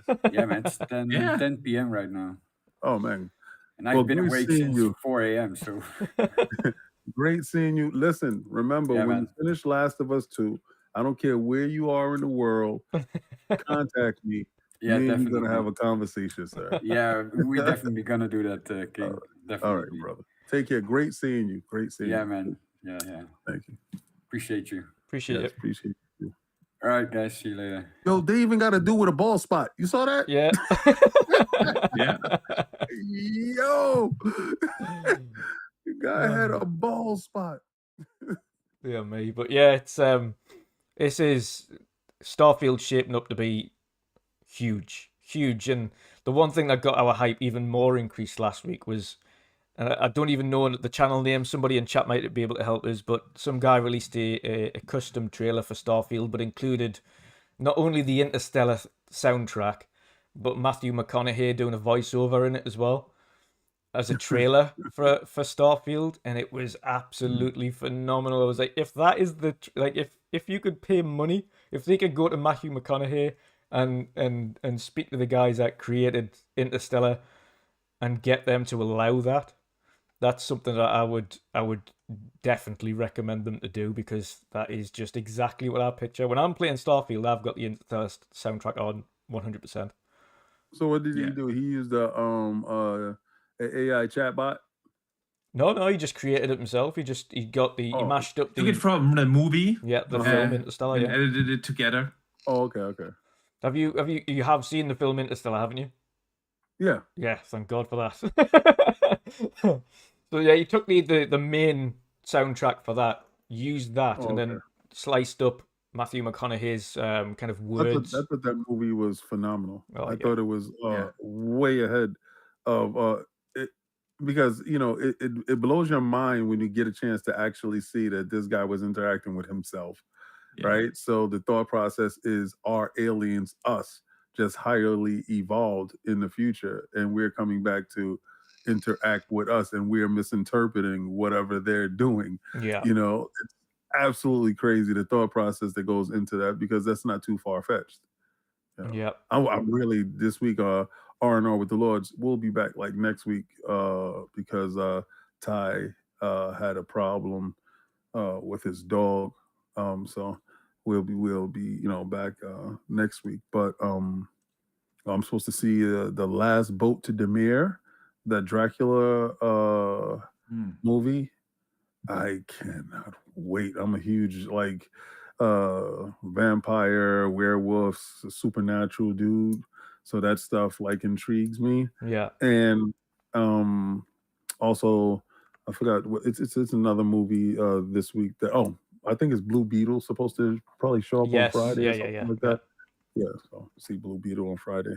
But yeah, super intrigued by the next movies that's coming out. We got great movies this year, great video games this year. For entertainment wise, we're doing really good, balling on all cylinders.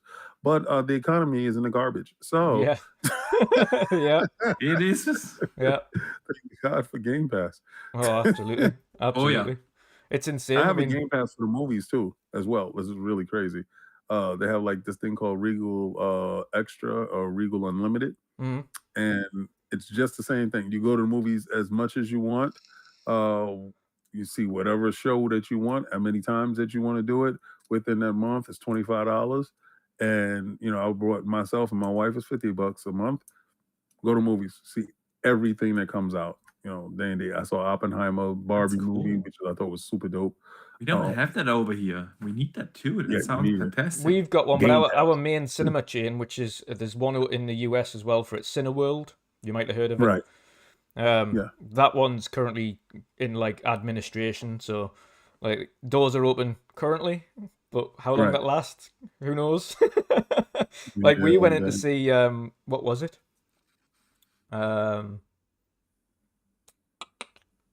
The new Indiana Jones anyway when it launched. Literally, that was dope. I loved it. Absolutely loved it. Me Obviously, massive mixed reviews on it, but I loved it. But absolutely empty, empty. It's maybe 10 people in, and of those 10, and I knew the kind of crowd that was coming in as well. There was zero young people, minimum 30 years old and above. Minimum. Okay, so I had that when I went to go see Oppenheimer. When I went to go see Oppenheimer, the crowd was, you got to say 45 to 80. Yeah. 80-year-old people right there, because they lived it. They seen this stuff, and they wanted to see if they was going to get it accurate. I mean, and the movie theater was packed with old people. It was absolutely crazy. Everybody in there had gray beards and actually understood what was going on. And the movie is really long, so it was kind of crazy that they didn't have intermission for older people. Nuts. But Indiana Jones, the only reason why I think this is the best Indiana Jones movie that has been released, not taken away from the Crystal Skulls, not taken away from the Temple of Doom, not taking anything away from those films. It's just the fact that this film, Indiana Jones, gets the payoff. Yeah. All that stuff that he was doing before, he never really got the carrot. He got the carrot eventually in this film. And it's oh snap. It's like achieving your dream. And he actually got a chance to do so. I thought it was well written. I thought it was well acted. I thought the CGI, to when they were depicting him as young, they have really stepped their game up with this, and saw that in the Mission Impossible too, with the CGI is really dope. Yeah. This movie, if you have never seen an Indiana Jones film, don't walk away thinking, oh, I can't see it because I've never seen an Indiana Jones film. No. This movie is a great jumping off point for seeing Indiana Jones, and will pique your curiosity for the older films. But as Indiana Jones fans, and you was iffy on it, this is an Indiana Jones film to see. It's definitely one that goes. It captured a lot of what made the original trilogy such classic movies, and it kind of recaptured that. I really enjoyed it as well. I need to brag a little, because very close to the city I live, they opened up the world's largest IMAX theater. It's massive. The thing is, this is the biggest screen in the world. It is, you cannot describe how big this thing is before you are in front of it. And it was an absolute blast to see that movie on that screen. I love it. Yeah. I only see stuff in IMAX and in 4D. Yeah. So, yeah, 4D. For those people that have never been into a 4D movie theater, Yeah. the first movie I saw in it was Zack Snyder's Justice League. Okay. So when Aquaman was going through the water scenes, it shoots water at you. Okay, so I'm like rocking in the chair, moving from side to side, and it's like really It good. was stuff, like man. they have some seats in that theater that have that 4D effect. Yeah. And the first movie I saw on that screen and in that chair is like was the last Bond. What was it called? Oh yeah, that movie was good too. And it was like I was like expecting, you know, the seats to shake a little, rumble a little, you know. When I was sitting there, you know, with my Coke and my popcorn, and it was like, okay, next time I'm booking that, I'm not going to get any snacks because that was like Definitely. No, I think the biggest screen I've ever seen was actually at Disney for the Avatar ride, Flight of Passage. Whoa. That screen. How was that? I have absolutely no idea, but there's 4 levels of people sitting on these banshees that you can ride. There's 4 levels, and when the screen opens and you're sitting there, you just see people for rows below you and rows above you, and you're like, this is big. Oh my God. It's multi-story. It is huge. I've never seen anything like it. Yeah. A big, huge, curved 3D screen. It's just insane. I got to get to Disney World or Disneyland.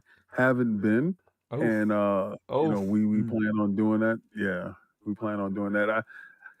I'm not a huge. I used to be a huge amusement park person, but my amusement parks extend to Great Adventures, Hershey Park, you know, SeaWorld, whatever, you know, that type of stuff. You know, Coney Island right there, and you know, that's it. Never really a theme park.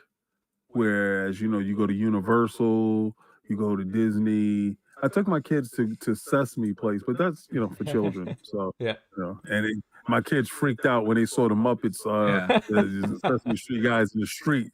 You know, my daughter was like, "Yo, they small on TV, B. That's a real big Muppet."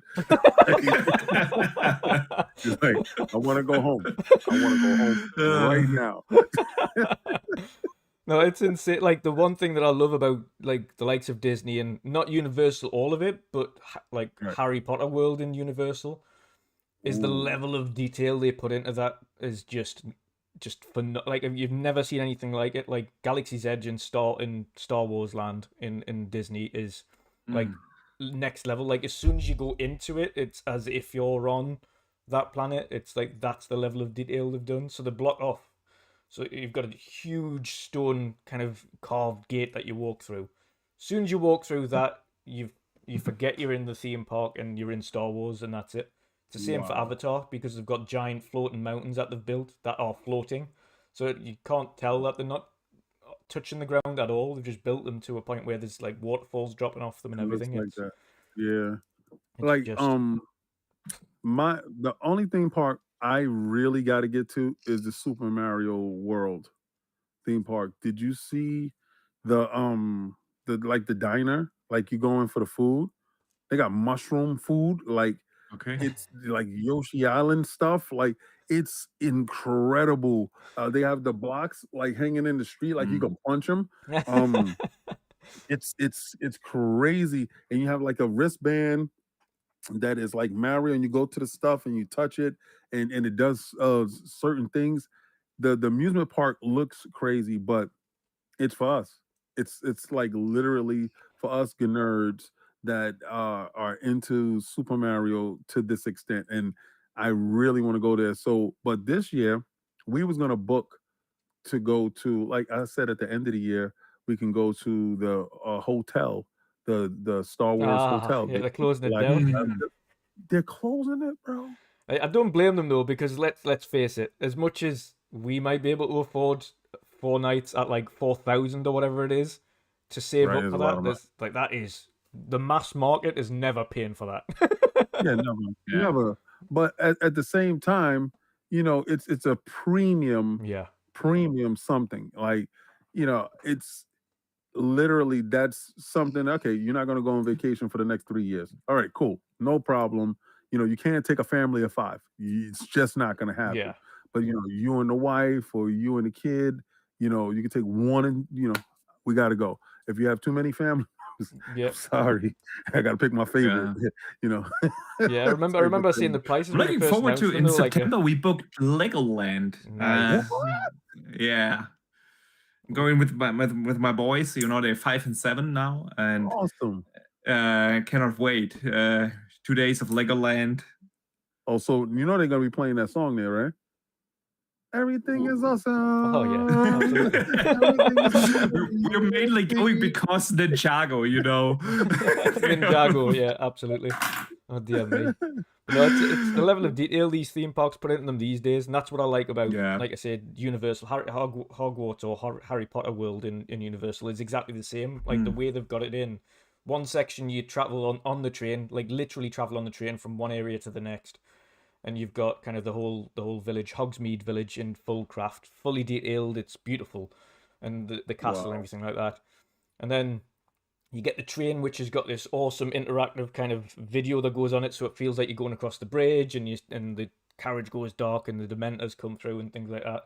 So you got that whole interactivity, and then you stop off at, then go to Diagon Alley, and then they've got the entire thing completely mapped out again, so it feels like that, but they've also got the little section, like in the films, where you can walk through this very tiny little slim area that you wouldn't even know was the entrance to Harry Potter World in Universal, and then just opens up to Diagon Alley, and then there it is. Wow.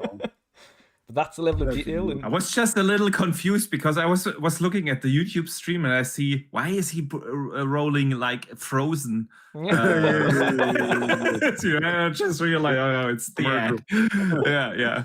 Oh dear me. But yeah, it's I'm phenomenally looking forward to it. And again, back to Starfield with regards to level of detail and talking about Interstellar and things like that. Like, look at that detail.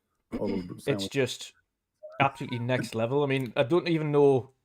This is when you're saying Spider-Man, I can understand that from a purely story perspective and where you're from and where Spider-Man is based, and of course Miles' aspect and Miles' backstory and everything to do with that definitely speaks to yourself.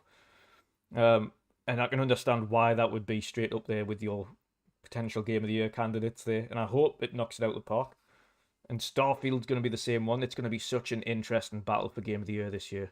It's going to be insane. Like, you're thinking of the thing about these games with Bethesda is that you actually get to make hard decisions. Yeah. When you think about Fallout 3, you nuke the city or not. And if you think about Skyrim, do you fight the Emperor or join him? And you kind of these kind of decision-based storylines, they just stick with me more than like the linear scripted Spider-Man kind of stories. I don't get me wrong, I will enjoy the heck out of Spider-Man, but it just sticks different with you because you are invested a lot longer in these games. You get to know the world better, and then you make actually the decisions that define your experience of the story of the game world and whatnot. And it just hits different usually for me. Well, Todd, thing. Every game he's dropped that's a mainline game has been Game of the Year, hasn't it? Yeah. Yep. So he's an alumni. Oblivion was. Fallout 4. I'm not sure. Did Fallout 4 get? I think so. Year? I think it did. Yeah. No, well, I mean, as far as like Skyrim, Oblivion. Elder Scrolls, they all hit. Like Morrowind, Oblivion, Skyrim. Yeah. So I expect this to do no less. Yeah. especially when you have the interconnectivity with the watch. And I mean, if you get that whole intergalactic set, he's gone for a look. And everything I've heard, so far has been mood. He's talked about the mood and the feel of the game, and he's going for a period piece. I don't know if the period piece is set in the dystopian world of how Star Wars is, because Star Wars is stuck between analog and digital, right? So is he going for that mood where it's stuck between analog and digital? Because that in that world you can play around with a lot of things, because a lot of things is possible, right? You're not super bogged down by AI and expecting the world to be run by AI.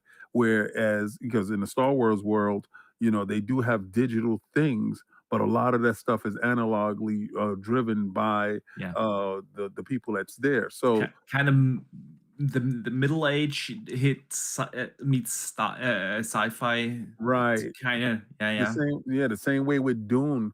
Dune took the same thought process where if we go too far with it being logical and we're going to AI, then it would change the feel of the film. The film will be too technologically advanced, and you don't want that, because then you start looking for where's all the robots, right?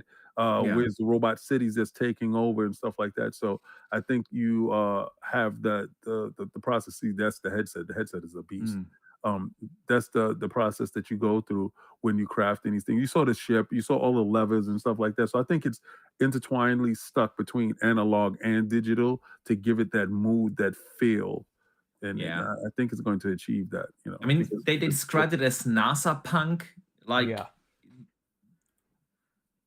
yes, technology has moved on, but it has moved on in kind of a realistic way. You're not getting too hyper sci-fi where everything is possible now. Yeah, and like Mass Effect. It tried to stay. Yeah, exactly. Yeah, I like Mass Effect. Yeah, it tried to stay grounded. Yeah, okay. What would an actual evolvement of our technology that we have today look like in 200 years? What would that look like? And I really like that approach. We haven't seen that too often in any kind of entertainment. They go too heavy into the digital. Yeah. When you go too heavy into the digital, then robots are doing everything for you, right? Yeah. And you're looking for the artificial intelligence inside a robot. Then you have robot warriors or androids or robots trying to take over for mankind. So, do we have that situation here? I don't think so. I think the mood talks about it, because the lighting has a real 80s, 90s, 70s feel. It's an epic. Like you said, it's the mood. And I feel it with the colors that they're using, because the colors aren't super vibrant. They're muted in a tone that gives you pastel colors. It's just really nice. Yeah, it's. I think it was I'm really just glad that they have photo mode. Yeah, from day one. That alone will cost me 100 hours. Yeah, absolutely. See, another thing about this game, and this is what I've said about the Bethesda universes anyway, all the way through, is everyone's playthrough is entirely different, and this one even more so than any other Bethesda title, because each world is, and even the worlds that are mapped out for missions, even the 100 worlds that are mapped out for missions, each world is completely randomly generated for everybody. So things that look one way in one person's world isn't looking that way in another person's world. So everybody's stream, everybody's playthrough plays out entirely differently. Not only because your characters are different and how you build your characters different, but the worlds themselves are all different. Aside from the kind of major cities, which are the same, the worlds around them, the other 100 planets, the other 1,000 planets, entirely different. And that's what I love about these Bethesda titles, is no one's game is the same. Everyone's going to have the same story, but the way it plays out for everybody else is just entirely different. No one's going to have the same experience. Exactly. Yeah. Exactly. That's why my son sits there and watch me play Tears of the Kingdom, because no one plays the same. Nope. Everybody has a different play style. Maybe you might want to be a scavenger. Maybe you want to be an explorer. Maybe your whole thing is being a pirate. But the way that you go about your worlds is going to be, uniquely yours. Yeah. I can't wait. Like, it's definitely going to be the one thing. I'm beforehand, like you, King. I wasn't super hyped for it, and then I seen the more recent gameplay thing at at the Xbox showcase, and I was like, oh shit. Yeah, Oh like no, here we go. It was very different for me because the moment they revealed that initial like teaser trailer back in what was it 2018 or whatnot, Todd Howard said this is going to be Skyrim in space, and that's all I needed to hear to be on board. No, I was looking think forward to it's it, but I just had from- that dread in the pit of your stomach type thing where you think this game's gonna eat up life. This is Yeah, well, I already have enough of those games, so Yeah. I don't fear that aspect of it. I just didn't want it to be No Man's Sky. yeah. And not saying that No Man's Sky is bad, because No Man's Sky right now Is what it is should a have been. damn good game, Yeah. right? But I want this game from the rip to live up to its promises. That's what I mean. I didn't want it to be No Man's Sky because I didn't get No Man's Sky in the beginning. Yeah. So when people were talking about it and talking about, oh, it didn't live up to this or it didn't live up to that, I wasn't on the bandwagon. Excuse me. I didn't know. And then when I did get a chance to play the game, I was like, what are they talking about? They good. This is good. And then I had a friend of mine tell me, they went through so many different patches, so many different updates, so many different this. And it takes a studio, or it takes a producer and a developer that loves it so much that they can continue to put into the title to reach their initial goal of whatever they said the finish line was. So they fell short in the beginning. They got up, they dusted themselves off, and whoever stuck with the game got the game they initially wanted to deliver. And I think that game built a lot of games going forward. And you start seeing developers actually, all developers actually care about their games, but you see sometimes if a game doesn't hit certain expectations, they step away from it, Yeah. because the parent company is not going to put more money into it. And I hope that's not the case with Redfall. I really hope that's not the case with Redfall. I really hope with Redfall they sit there and they keep crafting, they keep fixing, they keep updating. And if you're not going to do that, then open the world up to mods and allow the modding community to get a hold of the game and take the game to where it needs to go to. But don't give up on the game at all. Yeah. Y'all really thought this was an aspect of the game. I was like, you get roller skates? And chicken wings and chips. Yo, I was about to say, they taking it. That look real. Like, Oh I said, dear. I don't even need chicken. I refuse to pay for YouTube Premium. Listen, Nope. you're not the only one. I got YouTube broke. Where I come from, YouTube free, bro. Like, and I don't understand the whole aspect of paying for YouTube. Somebody's like, well, you get movies. I said, how many streaming services do I need? Yeah. Like, I got Disney Plus, I got Max, I got Hulu. With Hulu, I get Showtime and ESPN. Amazon. I got Netflix, like Amazon. Amazon. What else do I need? Disney. No, this is too much. No, I do damn sure do not need YouTube for that. No. Yeah. No. Now, unless YouTube has a custom bar where they for those people, see if they do an ad share revenue. Yeah. See, now that's totally different. Like, as content creators, and if we're on the YouTube platform, if they do an ad share revenue, as far as that goes, as far as for the subscription base, that's what I'm talking about. Like, for all those people that did subscribe to YouTube and they promote your channel, and those people that did watch your channel, then you get an ad share revenue from that subscription base. Now that's different. Then I'll be pushing this thing like all hell's, like cookies and cream. Like, you got to get this. But Twitter does that. Well, X does that. Yeah. X does that. If you broadcast on X, you get a revenue share, right? Yeah. And it's stuff that happens behind the scenes with that. That's the reason why I'm broadcasting on X. X is really the platform to be to, like, if you want to do live shows and stuff. But yeah, really good stuff. Yeah.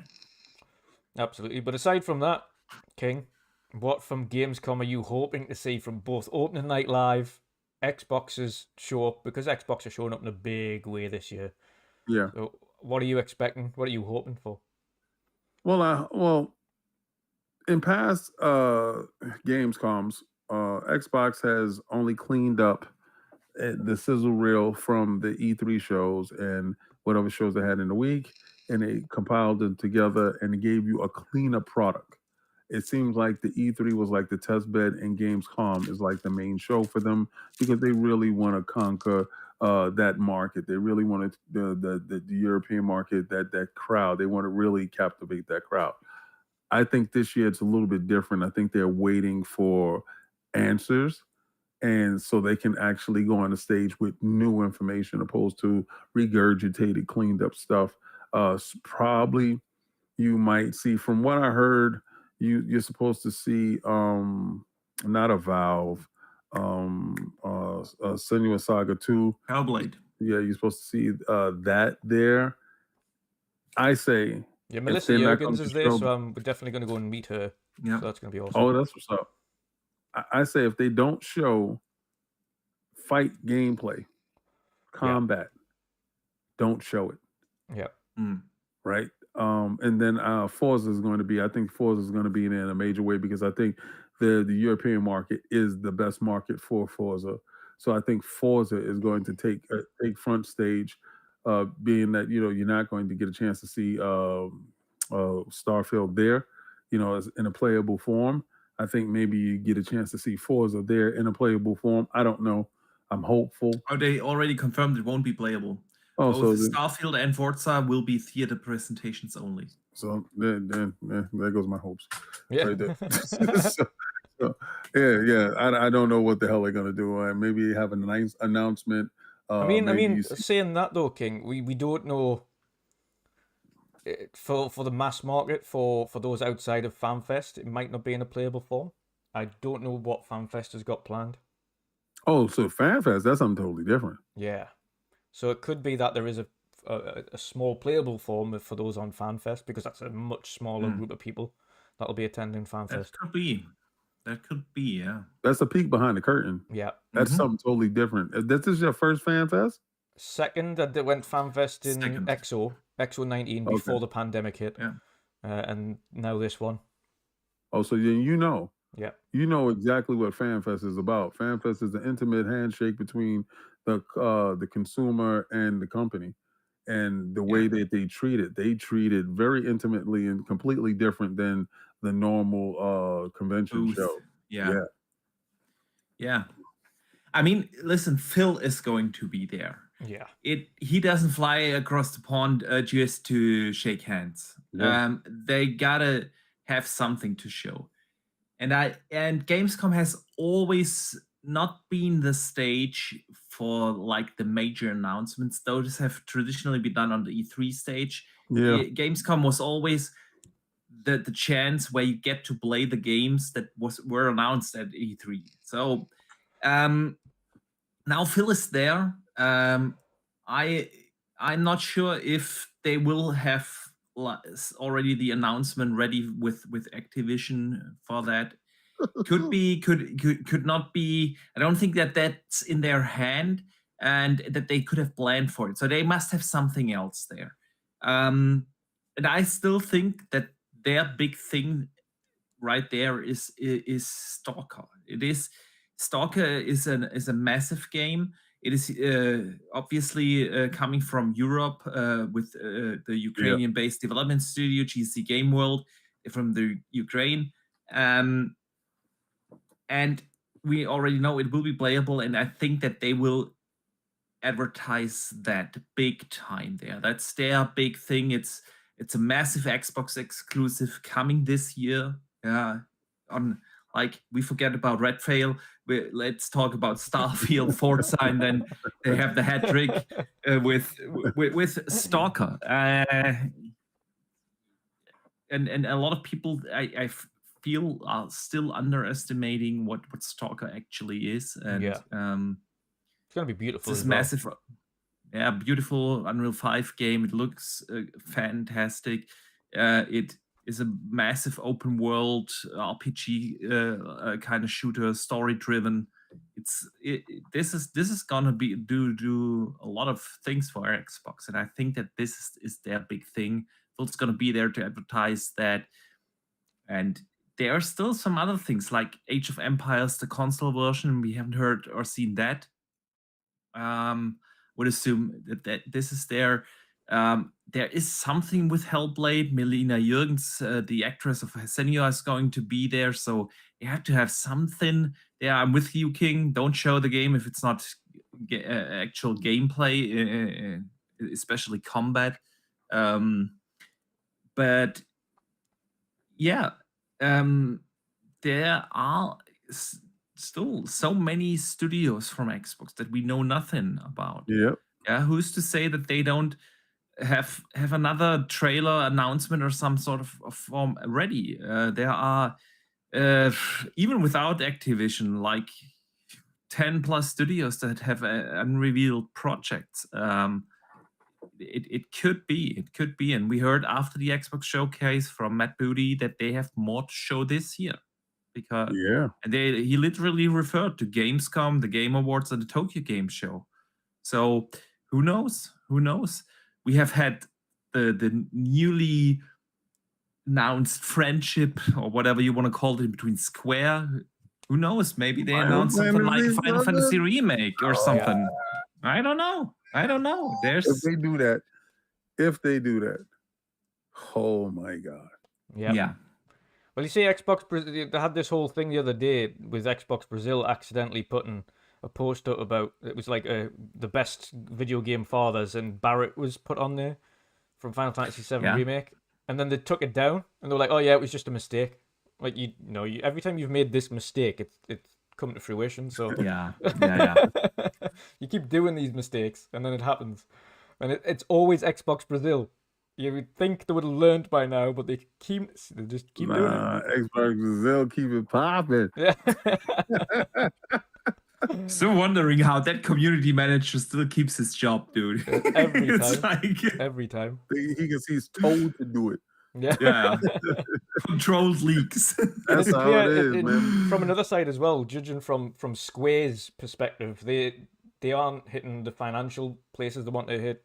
The market chase took a nosedive off a cliff with concrete attached to its legs. Like they need a boost, and I don't think it'll go into Game Pass, but I think it'll go on to Xbox, and putting Final Fantasy VII Remake on Xbox will give them another little boost, 100%. Let me say this. Let me honestly say this. Yeah, it's a new game to the Microsoft ecosystem. Games being released in Game Pass doesn't mean it's not going to sell. Yeah, games exactly. in Game Pass guarantees that your game will be seen by at least 30% of 35 million install base. Yeah. I take that gamble any day. Any day. I'll take that gamble any day, because at the end of the day, those who love Final Fantasy is going to buy the game regardless if it's in Game Pass or not, right? So then you have people that don't know about Final Fantasy or don't care about Final Fantasy, but do have Game Pass. And the fact that the game is inside Game Pass, that's probably, you say 8%. If you can get 4% out of that 8%, that's 35 million people. You get 4% of that. That is more than the 2% of Sony players that purchase said game. Yeah. So what Sony would have to do is make sure it's already in their service. So it's not like it's it already reached its apex over there, right? So the fact that it's in its service shows that they were trying to reach a broader audience. Yeah. Microsoft dropping the bag off and putting it straight inside Game Pass shows the strength of Game Pass and shows the commitment of Square with the new partnership. I honestly think that shows strength on both sides, because it bolsters Game Pass and it bolsters the relationship between the two. Yeah. Plus the viral aspect, we've seen it so many times, like especially with older titles, they just get a second wind, because bringing this game to Game Pass, it suddenly generates people to actually play it, talk about it on social media. Speaking of the viral side, Boxy, because I want to touch on that. You seen what happened when they turned the Call of Duty servers back on? Boom. Yeah, exactly. Top selling. Exactly. There you go. Yeah.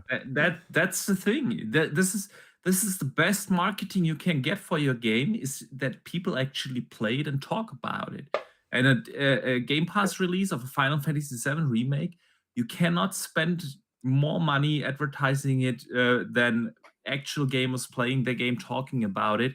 It is the best, and we've seen it. There are countless examples out there where we have seen that for many years now. Remember when Division 2 hit Game Pass? It was like the game everyone played for 6-7 weeks, and you get these the chance to actually generate a second wind. It's, by the way, also what I think they will do with Diablo. Around Christmas you will see that drop into Game Pass I think before then. I think as soon as this deal is done, all those games get released inside Game Pass regardless. You think that they do them all at once? I think they will trickle them in. You know, well, probably stagger them out. But remember, we didn't think that they were going to do all of the Bethesda games, and they just had one day where it was just like Bethesda Fest. You know, we just got Quake and stuff like that now because they were working on that. Yeah, because Quake wasn't like a straight drop. This Quake that just dropped was more like a remastered Quakes of all the Quakes that went through, you know, the Nintendo 64. When I was playing, it was like absolutely nuts. The old school ones, everything. It's a real good package of Quake. You know, Quake 2. It was real good package. I think that these games don't need to have any prettying up or anything like that. It's just like basically not even turning on a Switch. I know they hate when I say that. It's not turning on the Switch, but it's also just getting the code to just drop it inside Game Pass because games run inside Game Pass. So, you know, getting an allotment of how many games you're going to drop on a said day. You don't want to overlap with whoever you're promoting that month. So whatever games did get paid to be inside Game Pass, you don't want your games to be overshadowing those games. So you have to see which games that you do drop within that month and try to drop them in a staggered, like you said, release. But you don't want it to overlap Liza P. You don't want it to overlap other games of that nature. So you have to find a delicate balance in between. Yeah. I think the delicate balance in between is before whatchamacallit comes out, before Call of Duty comes out. Yeah. So, you know, you drop those games in that period of time. Right after you did Forza, Forza has its time. Right before Call of Duty hits, boom. You do it just like that. Yeah. It could be. And I think Diablo at the second as well. I think with them now going into more the seasoned route anyway. I think they've had that initial wind of that sales. I don't think they're going to peak in sales now. So I think Diablo going into Game Pass wouldn't hurt its sales. I think it would, if anything, increase it now. Yeah. Yeah, I agree that it would probably increase it because a lot more people would be talking about it again. Yeah. So that's exactly my point. If you plan that strategically at a time where you want that, you don't want to overlap that with Starfield or Forza or any other big game that is coming. So around November, maybe December, before Christmas, you know, when season 2 or 3 starts, that is could be a good time. So we shall see. But I have no doubt it will definitely drop into Game Pass. So. Yeah. Yep. 100%. 100%. Boxy, what are you most anticipating for at Gamescom then? Meeting all of you. Yes. Yes. Yeah, there is that. Yeah, see. Can't wait for that. Of course, I'm looking forward to a lot of games and whatnot, but I built my YouTube channel because of this awesome community, and this is a fantastic way to meet a lot of other creators like you, Guess, John from Xbox Era is going to be there, Forza Erwin, and so on. Destin's going to be there, believe it or not. Destin's right. Jess Corden. We went to meet up for dinner, for lunch there, and stuff like that. And then of course our awesome community, a lot of people that are here in the chat, are over on my channel, are gonna be there, and we'll be able to meet them. And honestly, that's the part I'm looking forward to the most. There will be cool stuff to discover at the Xbox booth, at the Ubisoft booth. I also cannot wait to see like Assassin's Creed Mirage will be playable there. Avatar will be there. It's gonna be awesome. But really meeting the other passionate gamers, this is for me the thing I'm looking forward to the most. Yeah, I couldn't agree more. To be fair, I'm looking forward to meeting everybody. We've especially people that we've been speaking to who for years. I'm looking forward to eventually meeting the Lords. Although I think David's going to be about 3 foot taller than us. So, judging by photos, he's about 9 foot tall. Yeah, you know who really threw me off when I met him in person? Eric's from Eric's Gaming. Yeah. Yo, so I'm like walking through one side of the hall, and Eric goes, "King David," and I turn, and I'm like, "Yo," because all right, so like I was a huge fanboy. So when we got him on the show, I was watching his stuff for Destiny, and I was just like into everything that he was doing. I was like, "Oh, this guy is dope." I didn't know Cognitum was working to get him onto the show. So one day, we coming up for Sunday. Good. I come in with my music, wow, and I'm like, what? So freaks me out that he was there. Then I met him at E3, took a picture of me and the guy shoulder to shoulder. I'm like, wow, I didn't even know you was this tall. This is dope. When tall people meet tall people, it's crazy. like we look at each other like, yeah, you're part of the club. Yeah, you're part of the club too. We get nuts. That's cool. Yeah. It's exactly the same with Erwin, because obviously Boxy will meet Erwin for the first time, and Erwin's like, I don't know, 6'4", 6'5" or something. He's tall. But yeah, it's gonna be funny. It's gonna be good though, and I can imagine Gaz is gonna be hilarious in person. So. Oh yeah, Gaz. I thought I would get a chance to see him at E3 this year and see you at E3, but next year. Well, see, I was always originally going to plan to go because we were going to do the whole primetime thing and go with Boom and and Mag and everybody, but again, everybody got screwed over with the flight plans, and then they got screwed over with the Airbnb, so they couldn't get the money back, and then they changed it again, and then Xbox was like, we're still doing a showcase, and it's going to be here, and we're going to do a fan fest, but then people were like, yeah, but there's no E3, there's nothing else. It's just Xbox. Yeah. As great as that is, people wanted to go for E3 because they wanted that E3 experience again. And then because it didn't happen, they cancelled. They were like, oh, we can't get our money back. And then so they were trying to do that, cancelling flights and whatnot. And then it was. And Keegley did his thing. And then, Keegley stepped in, very smart, to make sure that you have your summer, Game Fest there. And I mean, he got a bit of the salty rub because it wasn't as robust, but you got to remember this guy was moving on the fly. Stuff that he did, it was on the fly. How he put together a good show, and the fact that these dudes was front row, got a chance to see a lot of stuff. I think next year with a little bit more preparation and a little bit more dedication to that, because remember he's for the Game Awards. So the fact that he did his Summer Games Fest there live with people on the stage and everything. Versatile. I think this man moves on his feet, thinks on his feet, and can put together a show like that quickly. Beautiful. Hats off. So I know next year we wouldn't have a problem. Microsoft would do their thing. Nintendo have a little something around in the area. Whatever developers will have, and Jeff will be there in full force. He will definitely do a better show than he did this year. Because I think this year was just pulling together scraps, and the fact that he was able to grab Sony's release date for Spider-Man on their stage and the Final Fantasy thing, which was kind of weird that he got pulled that from Sony, that week in Sony stuff. I think next year he'd be a little bit better. That showed he had strength that he's able to do that. Yeah, absolutely. Yeah, 100%. It's a really good point actually in chat by Safo there. Just mentioning Sony skipping Gamescom entirely and just saying find it really odd for Sony to skip, especially if they want any of these games and service games to be a success. Surely they'd want to make as much noise as possible. They don't have That's what it feels like when they take their market position for granted. They don't have nothing to show. Yeah, even the games as service games. Yeah, that's what I said. I thought that 2024 date for that games as service game was completely fairy tale.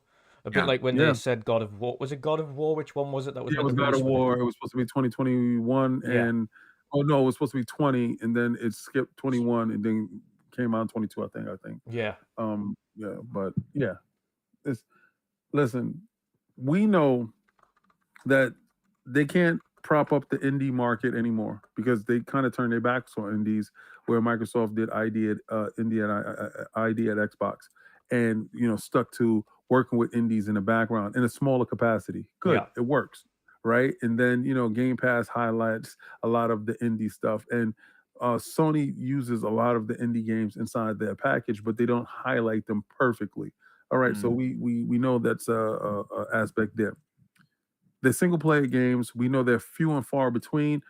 Sony came out themselves that said 1 or 2 games a year. Yeah. All right, and Spider-Man is it. That's it for this year. Okay, good. You have that game. Games of service, when they start dropping those things in, those things are not going to hit back to back to back to back, because you want to give yourself some breath in between these games in order for them to gain some traction. How do they gain traction? I don't know. But again, they're going to be in a refitting stage. Yeah. They don't have anything to show for Gamescom. So it's better to be silent and let them speculate in your silence, opposed to tell you, oh, we don't have anything to show, or do show up with a worse show that they showed in June. Which was right? bad. So so stay home. Just, we don't got anything to show. Just be quiet. I would have thought that they would showcase the PSVR, and they haven't. And it hasn't hit the eternal numbers. It haven't hit any type of projections. And I think the thing is dead. Yeah, it is. There are 0 games for it. There's really nothing on the horizon. There hasn't been a major release since launch, honestly, and nobody is talking or using it. It is literally a dead platform. And it's a good tech. It's a good tech. The tech is good.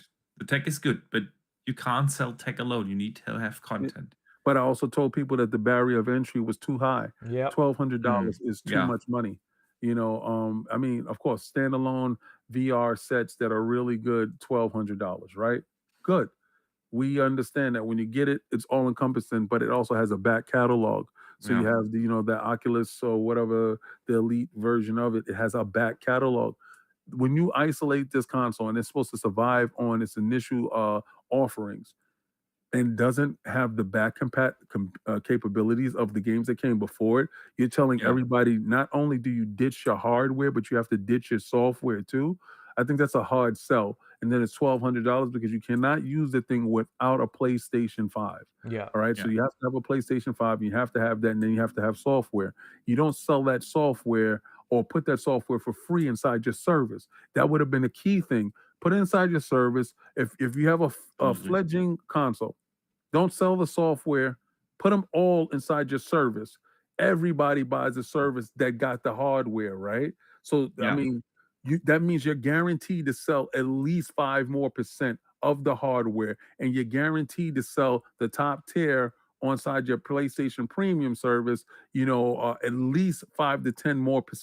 So you go up there and you go up there and you make something viable, and then you can see the interaction between the two. But you chose to sell them both separately. You doomed the device from the beginning, and especially in this economy, it's it's an accessory that is not a necessary. Yeah, absolutely. That's ridiculous. Completely agree. It's I still find it's just strange how Sony has been this last year. And it's weird to see them in the state that they have been in, especially the showing that they come out with last time. It's so weird. And then, like I say, the icing on the cake was the fact that they put the Gran Turismo trailer in a game showcase. They're dying. What is going on? This is not. Oh, I gotta see Gran Turismo too. Yeah, I gotta see that too. Apparently, it's an okay film. To be fair, apparently it's an okay film. But the story is good. I mean, it's a real life story with the kid, and it looks really good. It looks better than the game. Yeah. I'm so bad. But I'm an Xbot, so it doesn't matter. There you go. Oh, dear me. But that pretty much wraps up today's show. It's been an absolute blast. King, as always, brother, it's been an honor to have you on, as always. Golden ticket to the show. You can come whenever you are free. As you know, you've got a seat at the table always. Thank you, bro. But let people know, of course, where they can find you and what the Lords have got coming up over the next week or two. Well, normally on Thursdays, you can find me at on Patreon doing R&R with the Lords with my co-host Ty. We talk about the latest in entertainment, movies, television, anime. I'm watching a ton of anime right now. Like I watch Baki Hanma, the Record of Ragnarok. I got to watch Bleach now. So it's a lot of stuff that I'm watching that, I'm able to talk about. We're doing Screw Attack. So that's over on Patreon. So if you know about the Iron Lords podcast Patreon, go over there, subscribe. We have a lot of stuff coming. Kickstarter is about to be started up, and you guys are gonna, sign up and get the newsletter for what we're going to do. Trust me, you will not be ready for what's about to come. We're in severe talks with a lot of different sponsors and a lot of different people in giving you the best possible programming that you can ever receive. I don't think anyone's doing it, and I know when we do it, it's going to be incredible. Also, Saturdays on Twitter. That means live on Twitter. That means you follow me on Twitter. That's King David OTW. Go to that Twitter page right now. And it's not called Twitter anymore. It's called X. Go there. Follow me, because on Saturdays I do Combat Talk with the King live. You can donate. You can, those, instead of super chat, you can just hit the monetization button. Super chat that way, where I show whatever's on. Like if we're watching UFC, we're gonna be watching UFC. We're watching boxing, talking about boxing. We're gonna be talking about a whole bunch of things, and we can combat and have that interconnectivity back and forth. That's what X does, and that's what X gives you. It's live, straight from the Red Room. Me watching TV and telling you exactly what it's on. So I order the fights, and whatever it is, we're going to be talking about it. And then Sundays at 1 p.m., that is Iron Lords Podcast, where myself, Lord Cognito, Lord Sovereign, and Lord Attic talk about everything gaming. All right. So it's not an Xbox podcast because I'm the Xbot, but the rest of those dudes, they play with all these other consoles. I got for the rapper hostage, and I'm not giving them back. Awesome stuff. No, it's been a blast, and again, thank you for coming on, brother, especially just before Gamescom. Appreciate it. Always, anytime. You, Boxing Burger, you guys call, I show up. I show up with bells on. We got to do it. We got to get it done. Absolutely. Next up, Boxy. Awesome. Of course, we've got one more show before Gamescom for yourself next week. So yes, tomorrow, the world of gaming. Actually, we start an hour later tomorrow because of our guest. We have John from Xbox Era over. So we're going to start at 3 p.m. Eastern. What is that? 8 p.m. UK time and 9 p.m. Central Europe. And yeah, it's going to be awesome. He's also going to Gamescom next week. So we will have him. And of course, we will talk about a lot of the things that have happened in gaming this week, because there have been so many cool news that a lot of podcasts missed, and I tried to put them together. We're going to have an awesome show tomorrow, so definitely stay tuned for that. And other than that, definitely follow me on YouTube. I'm going to do a live vlog from Gamescom to bring you all the impressions from the different booths at Gamescom and all the events around it. It's gonna be awesome. So definitely subscribe for that. And other than that, Dutch, can't wait to meet you next week and actually go get a beer with you in person, man. Yeah, I already I lost the bet, so I owe you beers anyway. So yes, that's true. That's true. That's why I'm really looking forward to it. Free beer, I can't say no. But yeah, same applies here. Of course, no midweek mix-up next week, but that doesn't mean the channel won't be filled of content, because of course we're at Gamescom, so we'll be doing a live vlog, or at least not live vlog. I'm going to do vlogs of each of the days. That's going to be the opening day with Opening Night Live, the second day, which is the Trade and Press day, and then finally the third open day. So we're going to be covering it all, and we're going to try to fit in, depending on times and how busy we are with schedules, etc., a podcast with all of our fine faces in. So Gaz, myself, Erwin, Boxy, John, you name it. We'll try and pull a lot of faces together and get a little, even if it's a little half an hour, 45-minute, hour-long podcast. We'll do something and get that out there. But there'll be a lot of content on the channel next week for Gamescom. A lot of live stuff, and like a lot of stuff for just channel members. So if you're already a channel member, you'll see some behind-the-scenes stuff. If you're not, and of course, starts from $1 up to $12. So jump in and enjoy. But other than that, it's been an absolute blast. Again, thank you very much for coming by. Everybody hit that like and subscribe if you haven't already, and share it out if you did enjoy it. And until next time, guys, we'll have an awesome evening and see you later. Goodbye. Peace.